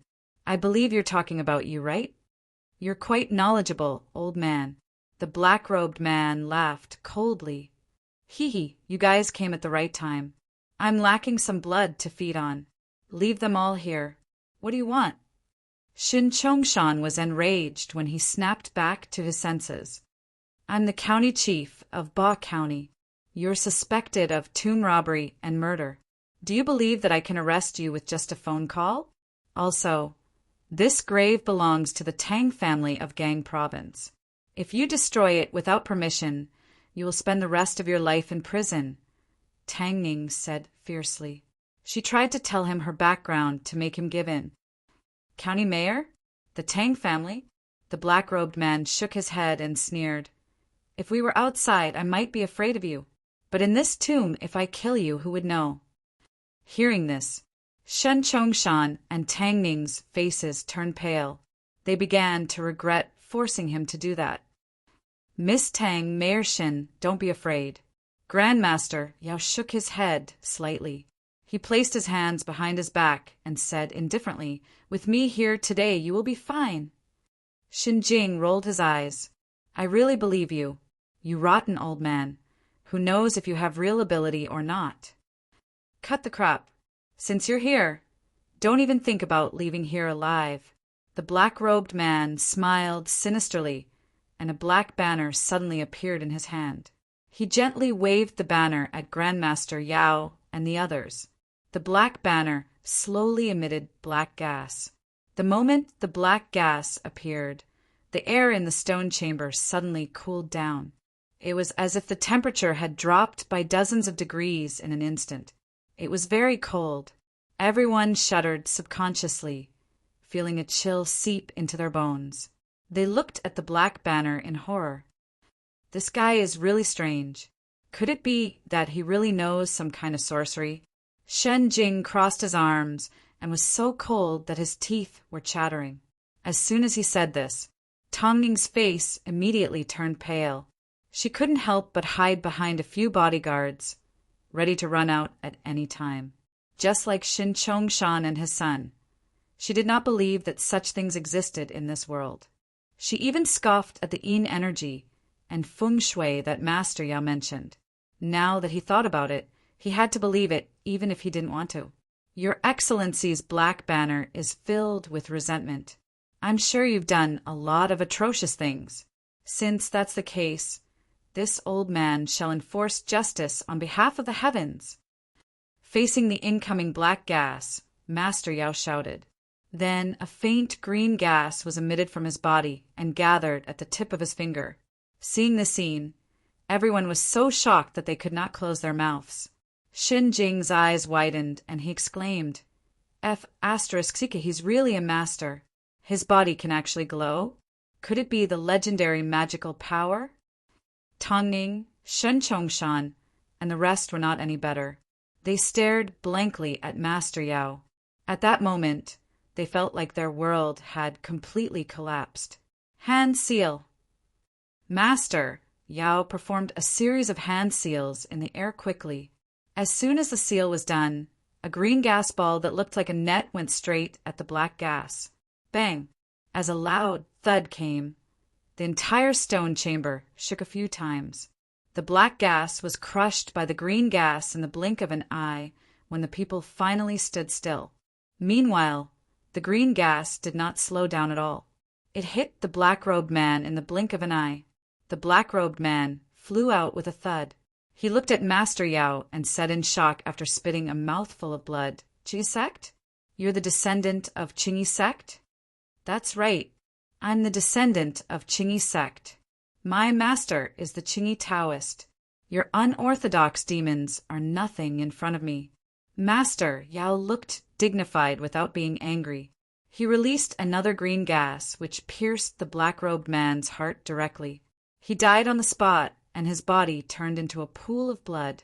The people only snapped back to their senses after a long time. Tongning looked at Master Yao differently this time. "Master Yao, why you're amazing, aren't you?" "That's right, Master Yao. Why was your body glowing just now?" Jing asked curiously. Chongshan glared at him immediately. He was worried that he would offend Master Yao with that question. Master Yao said while stroking his beard while smiling as the people stared at him, "The light that you guys saw earlier was the mystical qi that I cultivated." "Mystical qi? What's that?" Tongning was confused. Master Yao explained. "Feng shui mystic technique. Feng shui mystic technique. Mystic comes first, then technique. I can't explain the word mystic in such a short time. You guys can understand it as me being able to use Earth Qi. Thank you for saving our lives earlier, Master Yao." Chongshan thanked him in all seriousness. After all, Master Yao's image in the people's hearts was elevated after what happened. Chongshan dared not treat him like a charlatan anymore. Yi Chen, who was standing aside, shook his head after hearing Master Yao's explanation. He came to a realization soon after. He almost thought that Master Yao was a cultivator too. Now that he thought about it, he must be a feng shui master who gained power from comprehending nature. Tongning caught him shaking his head. She said with a grim expression, "What do you mean by shaking your head? Are you looking down on Master Yao's technique?" At that moment, the people looked at Yi Qin in a rather unfriendly manner. After all, his existence was not well liked. They only treated him as a burden. Shen Chongshan glared at Xin Jing angrily. "Look at your classmate. What a scandal." Yi Qin said coldly, "I didn't mean anything by shaking my head. I was just shaking my head." Don't shake your head blindly if you don't know anything. Do you understand? If not for Master Yao, you might have been dead by now. Tongning scoffed and chased after him. Xin Jing stood up for Yi Qin. "All right, Ms. Tang. Old Yi said that he was just shaking his head. Miss Tang, forget it." Master Yao glanced at Yi Qin expressionlessly and subsequently walked into the main burial chamber. To an ordinary person like Yi Qin, he didn't care at all. Tang Ning glared at Yi Qin coldly and followed him with her people. Xin Jing stayed and patted Yi Qin's shoulder. "Oldie, don't take it to heart. Master Yao is quite capable after all. If I told you that I could have killed that black-robed man with a single slap, would you believe me?" Yi Qin said wryly. "Stop joking." Shen Jing rolled his eyes at him directly in disbelief. He thought that Yi Qian was giving him a way out of this embarrassing situation. Meanwhile, a loud noise came from the main burial chamber, and the coffin in the middle suddenly exploded. Then a furry black shadow jumped out from inside.